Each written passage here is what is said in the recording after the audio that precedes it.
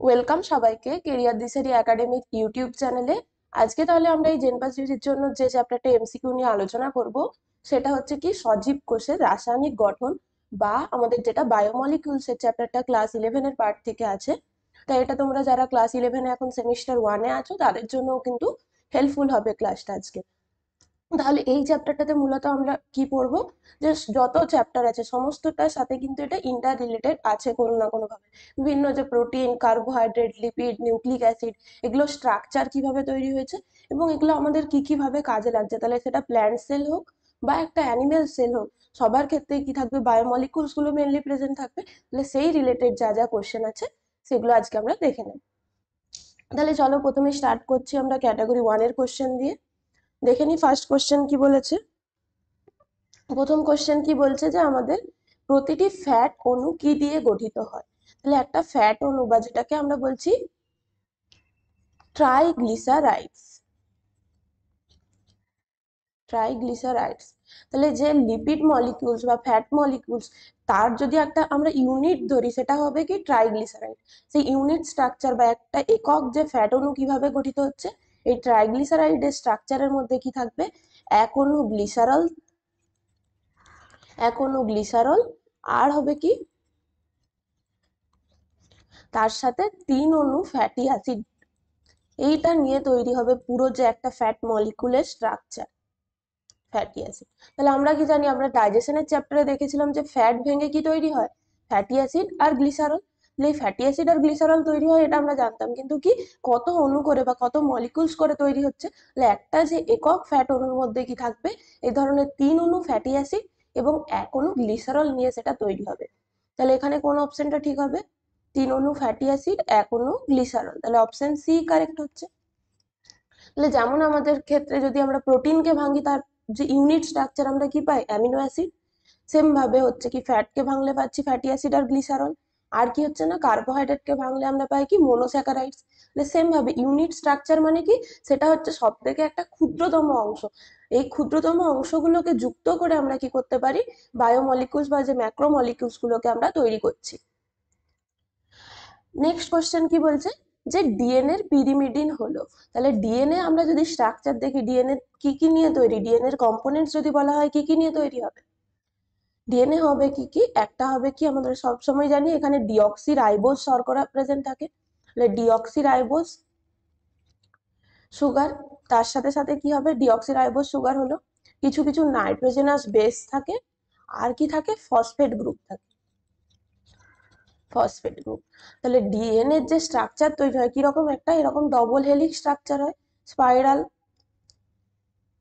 এরকম স্ট্রাকচার হয় তো ডিএনএ। তাহলে বেস, এই যে সাইডটা আমরা দেখতে পাচ্ছি, সাইড গুলো কি দিয়ে তৈরি হচ্ছে, এই যে এই জায়গাগুলো কি দিয়ে থাকছে আমাদের, সুগার আর এই ফসফেট বন্ড এগুলো বাইন্ড করে কি তৈরি করছে, এই যে আমরা বলতে পারি কি যে সিঁড়ির মতো যে অংশটা তৈরি করছে, তার যে দেওয়ালটা তৈরি করছে কারা, ব্যাকবোন বা দেওয়ালটা তৈরি করছে এই রাইবোজ, ডিঅক্সি রাইবোজ সুগার আর ফসফেট গ্রুপ।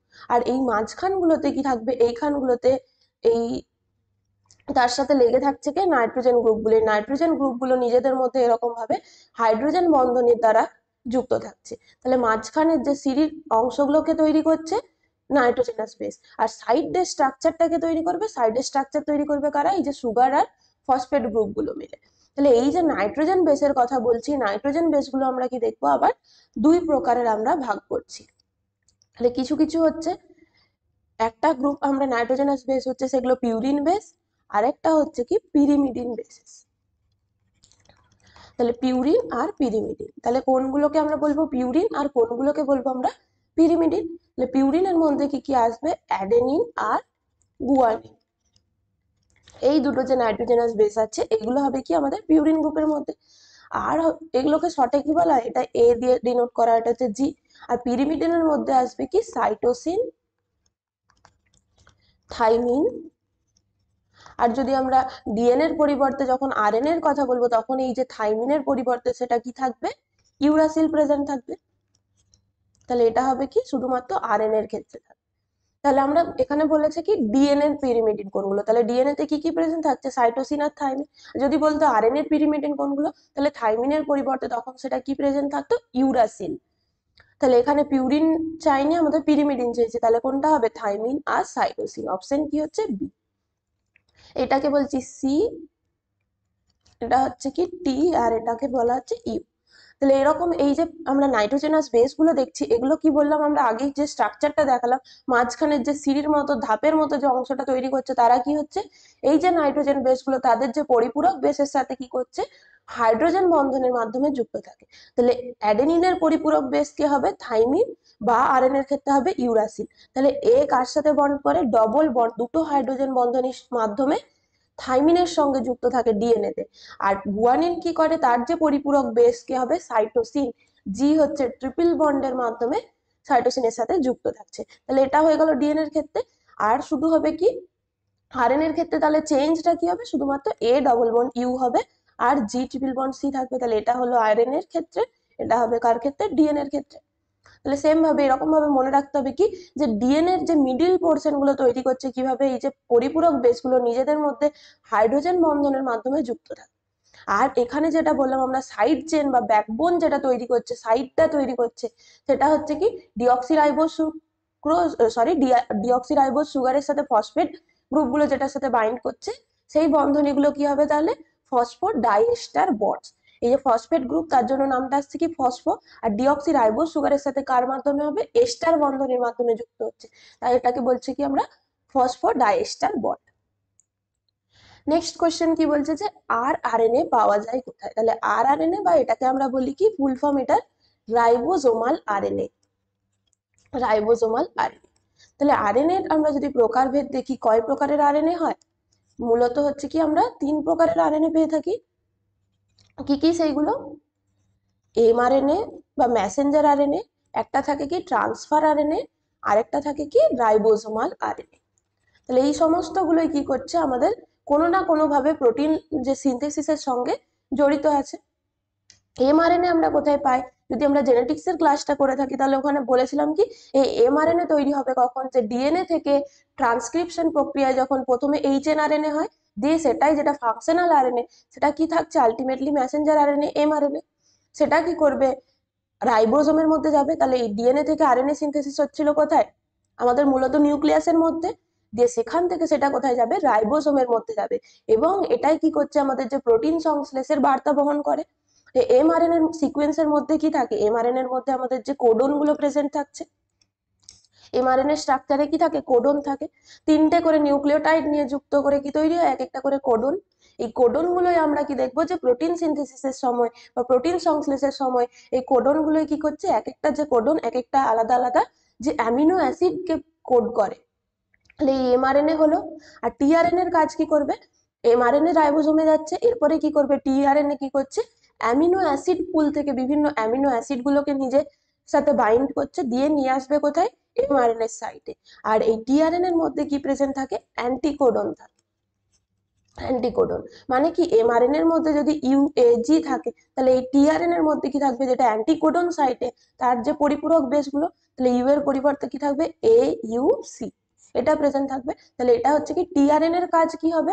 অ্যামিনো অ্যাসিড পুল থেকে বিভিন্ন ধরনের যে অ্যামিনো অ্যাসিড গুলোকে বাইন্ড করে নিয়ে আসছে কোথায়? এমআরএনএ যে সাইটে, সেখানে নিয়ে আসবে।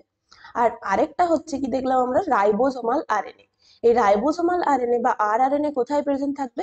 এটা যে আমাদের রাইবোজোমের যে স্ট্রাকচার বা ফাংশন বলতে পারি, পুরোটাকে কন্ট্রোল করছে কি? রাইবোজোমাল আরএনএটাকে। তাহলে রাইবোজোমের যদি আমরা বলি মেন জেনেটিক কম্পোনেন্ট কি হবে? Ribosomal RNA.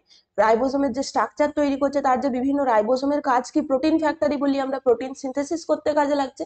তাহলে সেইটাকে বলছে কি, সেই কাজটাকে করতে গিয়ে হেল্প করবে রাইবোজোমাল আরএনএ। তাহলে এমআরএনএ থেকে যখনই এই কোডনের সাথে অ্যান্টিকোডন পরিপূরক গুলো যুক্ত হচ্ছে, তাহলে একটা করে কি করছে? এরকম ভাবে যে নিউক্লিওটাইড গুলোকে পরপর পেপটাইড বন্ধনের সাথে যুক্ত হতে থাকবে, এবং যে আলটিমেটলি যতক্ষণ না স্টপ কোডন আসছে, ততক্ষণ কি হচ্ছে?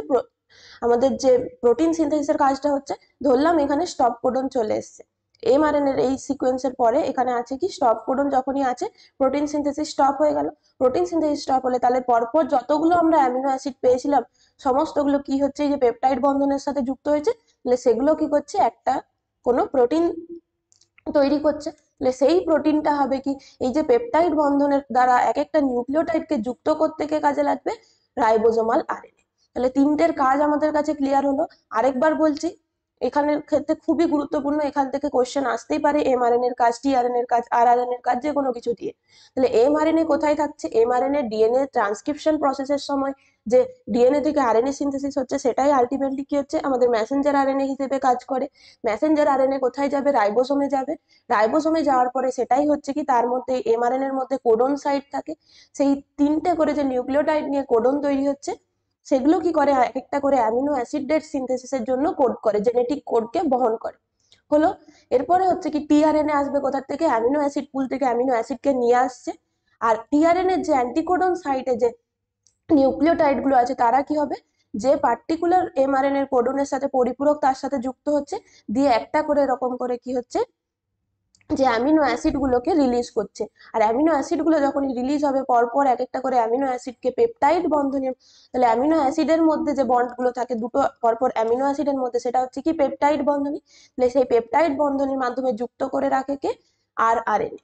এছাড়াও হবে কি, যদি বলা হয় আরআরএনএ এর আরো কাজ কি, রাইবোজোমের যে স্ট্রাকচার বা ফাংশনাল যে ইউনিট তৈরি করছে কে? Ribosomal RNA. তাহলে এটা কোথায় থাকবে? রাইবোজোমে প্রেজেন্ট থাকবে, অপশন এ। নেক্সট কোশ্চেন চাই, কি বলছে যে 4 নাম্বার কোশ্চেন, কোন প্রোটিন বা কোন আরএনএ প্রোটিন সংশ্লেষে বার্তা বহন করে? তাহলে এই এক্ষুনি বললাম কি, এই ধরনের কোশ্চেন আসতেই পারে, যে কোনো একটা আরএনএ এর ফাংশন দিতে পারে, বা ডিরেক্টলি বলতে পারে কি যে এমআরএনএ এর কোনটা কাজ বা আরআরএনএ এর কোনটা কাজ, এভাবে কিন্তু কোশ্চেন আসতেই পারে। তাহলে প্রোটিন সংশ্লেষের বার্তা বহন করে মানে কি, যাদের মধ্যে কোডন থাকবে তারাই হচ্ছে কি প্রোটিন সংশ্লেষের বার্তা বহন করবে। তাহলে সেটা হবে কি, এমআরএনএ বা মেসেঞ্জার আরএনএ। তাহলে অলরেডি আমরা সেন্ট্রাল ডগমাতে কি পড়েছিলাম, আরেকবার রিভাইজ করে নিই। ডিএনএ থেকে তৈরি হয় আরএনএ, এই প্রসেসটা হচ্ছে কি ট্রান্সক্রিপশন প্রসেস। ট্রান্সক্রিপশন, ডিএনএ থেকে যে এই আরএনএটা তৈরি হচ্ছে, এটাই কি এমআরএনএ। এই এমআরএনএ কি করবে, প্রোটিন সিনথেসিস করতে কাজে লাগছে। এই প্রোটিনটা, আরএনএ থেকে যখন প্রোটিন তৈরি হচ্ছে, এই প্রসেসটা হবে কি ট্রান্সলেশন। আর তার সাথে হচ্ছে কি, যখন আরএনএ থেকে ডিএনএ তৈরি হতে পারে রিভার্স ট্রান্সক্রিপশন পদ্ধতিতে, তাহলে এই পুরোটাকে নিয়ে কি বলা হয়, সেন্ট্রাল ডগমা।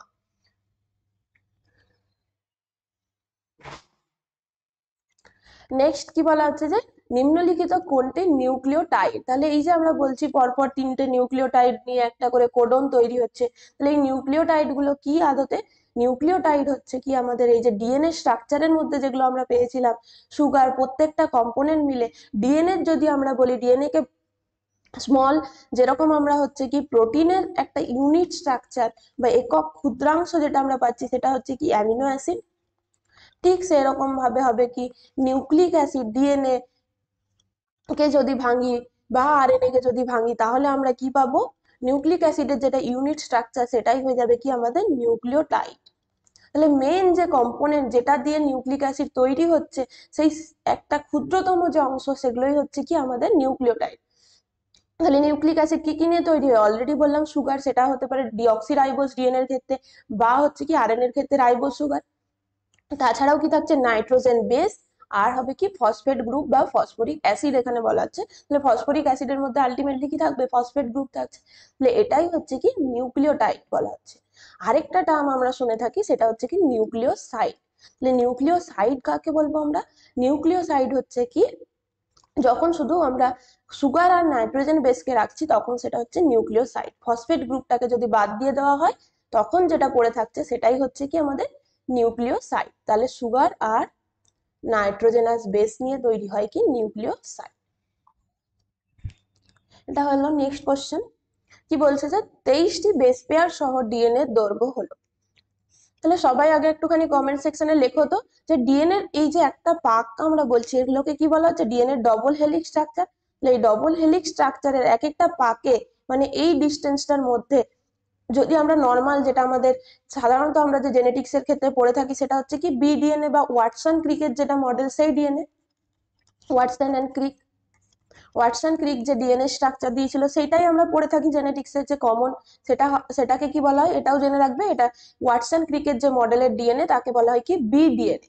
তাহলে এই বিডিএনএ এর এক একটা যে হেলিক্সের পাকে, এই ডিস্টেন্সের মধ্যে কতগুলো বেস পেয়ার থাকে, নাম্বার অফ বেস পেয়ার কত, আর এই যে ডিস্টেন্সটা কত, একটা হেলিক্সের পাকের ডিস্টেন্স কত, তাহলেই আমরা পেয়ে যাব কি দুটো বেস পেয়ারের মধ্যে কত ডিস্টেন্স, তাহলে পাবো কি এই যে টোটালটা আমাদের ক্যালকুলেশন করতে ইজি হবে।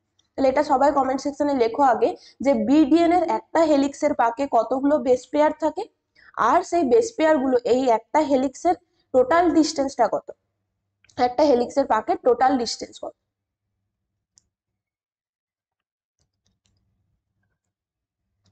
তাহলে বিডিএনএ বা যেটা আমরা বলছি ওয়াটসন ক্রিকের মডেল, সেখানে কি থাকে, এই যে ডিস্টেন্সটা বলছি সেটা হচ্ছে কত 34 অ্যামস্ট্রং এ, বা যদি আমরা ন্যানোমিটারে বলি কত হচ্ছে 3.4 ন্যানোমিটার। এটা হচ্ছে কি এই একটা পাকের ডিস্টেন্স। আর টোটাল বেস পেয়ার কটা থাকে, মানে এখানে এরকম ভাবে টোটাল বেস পেয়ার কতগুলো থাকছে, একটা পাকের মধ্যে কত বেস পেয়ার থাকবে, সেটা হচ্ছে কি 10 বেস পেয়ার এখানে প্রেজেন্ট থাকে। তাহলে 10টা বেস পেয়ার, আর টোটালটা ডিস্টেন্স যদি 0.3 ন্যানোমিটার হয়, বা যদি আমরা অ্যামস্ট্রং ধরেই ক্যালকুলেশন করি, তাহলে কি হচ্ছে টোটালটা হচ্ছে 34 অ্যামস্ট্রং, আর থাকছে কটা 10টা বেস পেয়ার। তাহলে দুটো বেস পেয়ারের মাঝে, এই যে একটা বেস পেয়ার এই একটা বেস, দুটোর মাঝের ডিস্টেন্স কত হয়ে যাবে 34/10, 3.4 অ্যামস্ট্রং করে। তাহলে আমাদের এই যে যতই বলে দিক 23 বলুক 50 বলুক 100 বলুক যাই বলুক, কিভাবে বার করব, আমরা জেনে গেলাম কি যে দুটো বেস পেয়ারের মধ্যে ডিস্টেন্স হচ্ছে 3.4 অ্যামস্ট্রং। এরপরে কি বার করতে হবে আমাদের, যে 23টা বেস পেয়ার সহ যে ডিএনএ আছে তার দৈর্ঘ্য কত। তাহলে 3.4 ইন্টু 23, দুটোর মধ্যে ডিস্টেন্স ইন্টু হবে কি যতগুলো আমাদের বেস পেয়ার জানতে চেয়েছে সেটা, এটা হচ্ছে কি দুটো বেস পেয়ারের মধ্যে ডিস্টেন্স ইন্টু নাম্বার অফ হচ্ছে কত, যত আমাদের বেস পেয়ার জানতে চেয়েছে সেটা। তাহলে এটা যদি আমরা ক্যালকুলেশন করি, অ্যান্সার কত আসছে 23 ইন্টু 3 মানে মোটামুটি 69 ইন্টু 0.4, এটা মনে হচ্ছে অ্যান্সার আসবে সম্ভবত। একবার ক্যালকুলেশনটা সবাই করে নেবে, 78.2 আসবে আই থিঙ্ক, এরকমই আসবে ক্যালকুলেশনটা। তাহলে এরকম যে কোনো দিতে পারে। তোমাদেরকে একটা কোশ্চেন দিলাম কি 69 বেস পেয়ার সহ যে ডিএনএ এর দৈর্ঘ্য কত হবে, এটা সবাই নিজেরা করবে। 69 যদি বেস পেয়ার থাকে তাহলে কত, সেটা ডিএনএ লেন্থ কত হবে সেটা ক্যালকুলেশন করবে, সিম্পল। তাহলে এটা যদি ন্যানোমিটারে বলতো তাহলে কত হতো, আরো হচ্ছে যে বাই 10, 1 আর্মস্ট্রং সমান কত 10 ন্যানোমিটার। তাহলে এটাকে যদি আমাদের ন্যানোমিটারে প্রকাশ করতে বলতো তাহলে কত হয়ে যেত 7.82 ন্যানোমিটার। তাহলে যে কোনো ভাবে বলতে পারে। নেক্সট তাহলে একটা জিনিস আমরা আলোচনা করে নিই, কি এতক্ষণ আমরা পড়লাম একটা যে স্ট্রাকচার বিডিএনএ, এটাই সব থেকে কমন ডিএনএ, এর কিছু কিছু ক্যারেক্টারিস্টিক্স আমাদেরকে জানতে হবে। একটা কি হবে, যে এটার যে হেলিক্স গুলো পাক খাচ্ছে কি হবে, ডান দিক দিয়ে পাক খাবে। এটা অলরেডি আমাদের 2022-এর কোশ্চেনে দেখবে যে জেড ডিএনএ দিয়ে একটা কোশ্চেন এসেছে, তাই এই জায়গাগুলো আমাদেরকে কিন্তু পড়তে হবে ভালোভাবে। তাহলে বিডিএনএ হচ্ছে কি রাইট হ্যান্ডেড ডিএনএ বা ডানাবর্তী রাইট হ্যান্ডেড ডিএনএ। তার সাথে সাথে অলরেডি বললাম কি যে 10টা বেস পেয়ার প্রেজেন্ট থাকছে, একটা হেলিক্সের পাকে 10টা বেস পেয়ার থাকছে। এটা হলো। আরেকটা টাইপের ডিএনএ পাওয়া যায়, সেগুলো হচ্ছে কি এ ডিএনএ। এই এ ডিএনএ কি হবে, এটাও রাইট হ্যান্ডেড। তাহলে যদি এ ডিএনএ নিয়ে কোনো কোশ্চেন্স বলে তাহলে কি বলতে হবে, সেটাও রাইট হ্যান্ডেড ডিএনএ, ডানাবর্তী ডিএনএ। আর তার সাথে হবে কি এখানে 10টা বেস পেয়ার ছিল, এ ডিএনএ এর ক্ষেত্রে কি থাকবে 11টা বেস পেয়ার থাকবে। তাহলে এটা হলো এ ডিএনএ এর ক্ষেত্রে। আর কি হবে, আরেকটা যেটা থেকে কমন কোশ্চেন আসে সেটা হচ্ছে কি জেড ডিএনএ। এই জেড ডিএনএটা কি হচ্ছে, এইরকম একটা জিগজ্যাগ প্যাটার্ন দেখায়, এইরকম স্ট্রাকচার দেখায়, তার জন্য এটাকে বলা হয় কি জিগজ্যাগ অ্যাপিয়ারেন্স, নামটা এসছে ওখান থেকে জেড ডিএনএ। এটার ক্ষেত্রে আমাদেরকে কি বলা হয়, জিগজ্যাগ ডিএনএ বা জিগজ্যাগ একটা অ্যাপিয়ারেন্স প্যাটার্ন দেখাচ্ছে। তার সাথে সাথে হবে কি, অলরেডি আমরা দেখলাম বিডিএনএ আর এডিএনএ গুলো হচ্ছে রাইট হ্যান্ডেড, তো শুধুমাত্র আমাদের যে এক্সেপশন হচ্ছে কি জেড ডিএনএ কি হবে লেফট হ্যান্ডেড।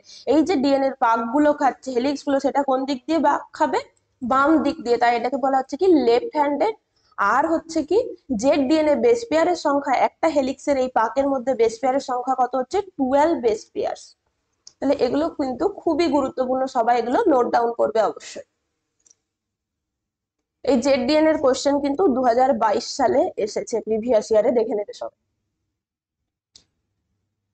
নেক্সট কি বলেছে, যে উৎসেচকের সক্রিয়তার জন্য অতি প্রয়োজনীয় জৈব বস্তু হলো। এরপরে আমরা কি নেব, যে এনজাইম বা উৎসেচকের নিয়ে একটুখানি আলোচনা করে নিয়ে আগে দিয়ে এটা কোশ্চেন গুলো নিয়ে দেখবো। তাহলে উৎসেচকের জন্য কিছু কিছু আমাদের ইম্পর্টেন্ট কনসেপ্ট আছে, আমাদেরকে আগে বুঝতে হবে। এনজাইম মানে আমরা জানি কি সেটা কোনো না কোনো প্রোটিন দিয়ে তৈরি। প্রোটিন যে অ্যামিনো অ্যাসিড এগুলোই তো যে প্রোটিন স্ট্রাকচার গঠন করছে, সেই প্রোটিন দিয়ে কি হচ্ছে আমাদের বিভিন্ন এই উৎসেচক গুলো তৈরি হচ্ছে। শুধুমাত্র একটা এক্সেপশন মনে রাখবে কি, রাইবোজাইম। রাইবোজাইম এনজাইমটা কি দিয়ে তৈরি? আরএনএ দিয়ে তৈরি বা নিউক্লিক অ্যাসিড দিয়ে তৈরি। বাকি সমস্ত এনজাইম কি হচ্ছে? প্রোটিন ধর্মী। কিন্তু শুধুমাত্র রাইবোজাইমটা হচ্ছে একটা এক্সেপশন, এটা মনে রাখতে হবে, এটা হচ্ছে আরএনএ দিয়ে তৈরি বা নিউক্লিক অ্যাসিড দিয়ে তৈরি। তাহলে এটা নিয়ে আমাদের এত আলোচনা করার কিছু নেই, শুধু এটা একটা কোশ্চেন হতে পারে যে কোনটা নিউক্লিক অ্যাসিড ধর্মী এনজাইম বা আরএনএ দিয়ে তৈরি এনজাইম কোনটি, সেটা হবে কি রাইবোজাইম। হচ্ছে আমাদের যে মেন এনজাইমের স্ট্রাকচারে আমরা কি পাবো? প্রোটিন কম্পোনেন্ট পাচ্ছি। তাহলে একটা যে টোটাল এনজাইমের নাম হচ্ছে কি হলো এনজাইম বলা হয়। এই বিভিন্ন এই যে আমরা এনজাইম দেখছি কি, পেপসিন, ট্রিপসিন, কাইমোট্রিপসিন, এদিকে ডিকার্বক্সিলেজ এনজাইম, আইসোমারেজ এনজাইম, এত ধরনের অনেক ধরনের এনজাইম আছে। সমস্ত পুরো যে এনজাইমের স্ট্রাকচার সেটাকে একত্রে কি বলা হচ্ছে? হলো এনজাইম। এরপরে কি হচ্ছে, এনজাইমের যদি স্ট্রাকচার দেখি আমরা এরকম পাবো। এটা এটা ধরলাম আমাদের কি হচ্ছে, যে আমরা নীল কালার দিয়ে যেটা দেখছি এটা হচ্ছে প্রোটিন পার্টটা। শুধুমাত্র কিন্তু প্রোটিন পার্ট থাকে না, এনজাইমকে যখনই অ্যাক্টিভ হতে হবে তখন কি হবে, তার সাথে নন প্রোটিন পার্ট কিছু তার সাথে এরকম ভাবে যুক্ত হচ্ছে। এই নন প্রোটিন পার্ট গুলো যেগুলো যুক্ত হচ্ছে তাদেরকে কি বলা হয়? প্রোটিন পার্টটাকে বলছি আমরা অ্যাপো এনজাইম। তাহলে এনজাইমের স্ট্রাকচারে বললাম কি, টোটালটাকে বলছি হলো এনজাইম, তার যে প্রোটিন পার্টটা হচ্ছে অ্যাপো এনজাইম। প্রোটিন পার্ট বাদ দিয়ে নন প্রোটিন যে পার্টগুলো যুক্ত হচ্ছে প্রোটিন পার্টের সাথে তাকে বলছি কি কোফ্যাক্টরস। নন প্রোটিন পার্টটা হচ্ছে কি কোফ্যাক্টরস। এই কোফ্যাক্টরস আবার কি হতে পারে আমাদের? বিভিন্ন ধরনের হতে পারে। মেনলি হচ্ছে কি, এই কোফ্যাক্টর হতে পারে কি তিনটে ধরনের হতে পারে। কি কি হতে পারে সেগুলো? একটা হতে পারে প্রস্থেটিক গ্রুপ, আরেকটা হতে পারে কি কোএনজাইম, আরেকটা হতে পারে কি মেটাল আয়ন্স।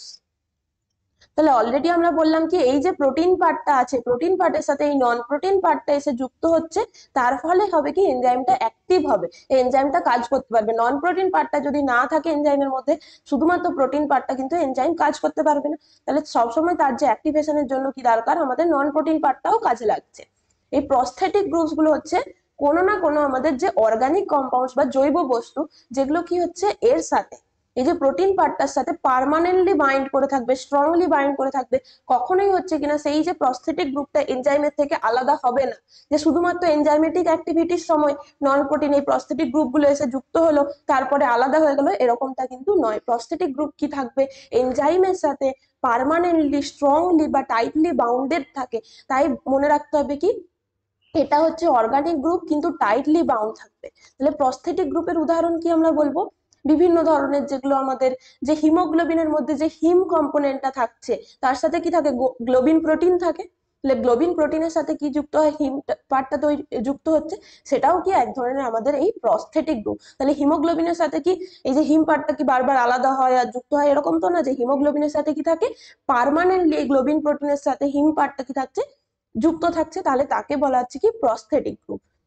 আর হচ্ছে কি কোএনজাইম, এগুলোও কি হচ্ছে অর্গানিক কম্পাউন্ড, কিন্তু কি এটার মধ্যে কি ছিল, প্রস্থেটিক গুলো পার্মানেন্টলি এটার সাথে বাইন্ড থাকছিল, কিন্তু কোএনজাইম কি হবে, শুধুমাত্র যে কোনো একটা এনজাইমেটিক রিয়াকশনের সময় ওটার সাথে যুক্ত হবে, তারপরে কি হচ্ছে আলাদা হয়ে যাচ্ছে। বিভিন্ন ধরনের যেগুলো কোএনজাইম, কোএনজাইম এ কি হয়, অ্যাসিটাইল গ্রুপের সাথে যুক্ত হয়, দিয়ে আবার সে কি হয় আলাদা হয়ে যায়। এরকম বিভিন্ন ধরনের কোএনজাইম আছে, যেগুলো হচ্ছে কি শুধুমাত্র যে কোনো না কোনো যখন উৎসেচকের ক্রিয়া হচ্ছে একটা টেম্পোরারি বেসিসে সেটা প্রোটিন পার্টের সাথে যুক্ত হবে, আবার যখনই উৎসেচকের ক্রিয়াটা শেষ হয়ে যাচ্ছে সেটা আলাদা হয়ে যাচ্ছে।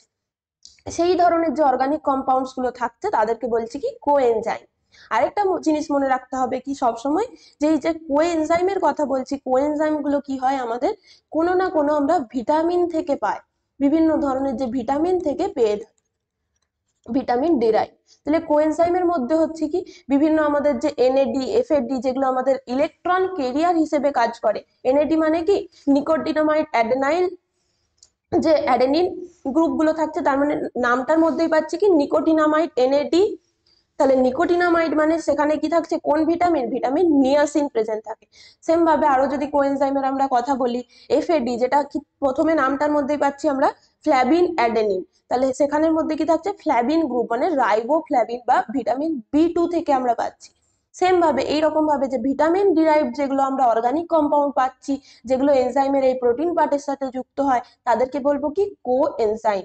এছাড়াও কি আছে, কিছু কিছু মেটাল আয়ন আছে, জিঙ্ক হতে পারে সেটা, তারপরে হচ্ছে কি জিঙ্ক হতে পারে, ফেরাস আয়ন হতে পারে, Fe2+ হতে পারে, 3+ হতে পারে, কপার হতে পারে, বিভিন্ন ম্যাগনেসিয়াম, এই সমস্ত যে মেটাল আয়নস গুলো যখন যুক্ত হয়ে যে প্রোটিন, মেটালো প্রোটিন তৈরি করে বিভিন্ন ধরনের, তখন কি হচ্ছে সেই মেটালো প্রোটিন দিয়ে যে এনজাইমস গুলো তৈরি হবে, তারা কি হচ্ছে, তাদের ক্ষেত্রে এই যে প্রোটিন পার্টের সাথে মেটালো প্রোটিনের ক্ষেত্রে কি থাকে, এই যে বিভিন্ন ধরনের মেটাল আয়নস গুলো, জিঙ্ক হতে পারে, ফেরাস ফেরিক, সরি ফেরাস বা ফেরিক যে আয়নস হতে পারে, কপার আয়ন, বিভিন্ন যে ম্যাগনেসিয়াম, যে কোনো ইনঅর্গানিক যে আয়নস মলিকুলস গুলো আছে, সেগুলো যখন যুক্ত থাকবে তখন তাকে বলা হচ্ছে কি কো ফ্যাক্টরের মধ্যেই এগুলো হচ্ছে সমস্তটাই।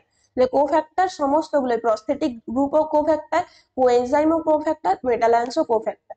তাহলে এগুলোর মধ্যে এই কোএনজাইম আর কো ফ্যাক্টরের মধ্যে অনেক সময় গুলিয়ে যায় কি জিনিস, যে নন প্রোটিন পার্টটা সবসময় মনে রাখতে হবে, সব থেকে বড় পার্টটা হচ্ছে কি অ্যাপো এনজাইম, প্রোটিন পার্টটা, তার সাথে যুক্ত হবে কি কোফ্যাক্টর। এই কোফ্যাক্টর যে কোনো কিছু হতে পারে, তার এইগুলো তিনটে তিনটে কম্পোনেন্ট।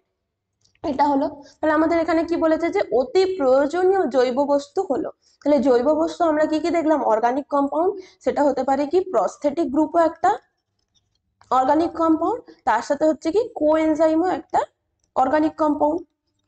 তাহলে এখানে আমাদের অপশনে কোনটা পাচ্ছি আমরা, কোএনজাইম, তাহলে অপশন কি হচ্ছে, সিটাই আমাদের কারেক্ট হবে, এখানে আমরা দেখতে পাচ্ছি।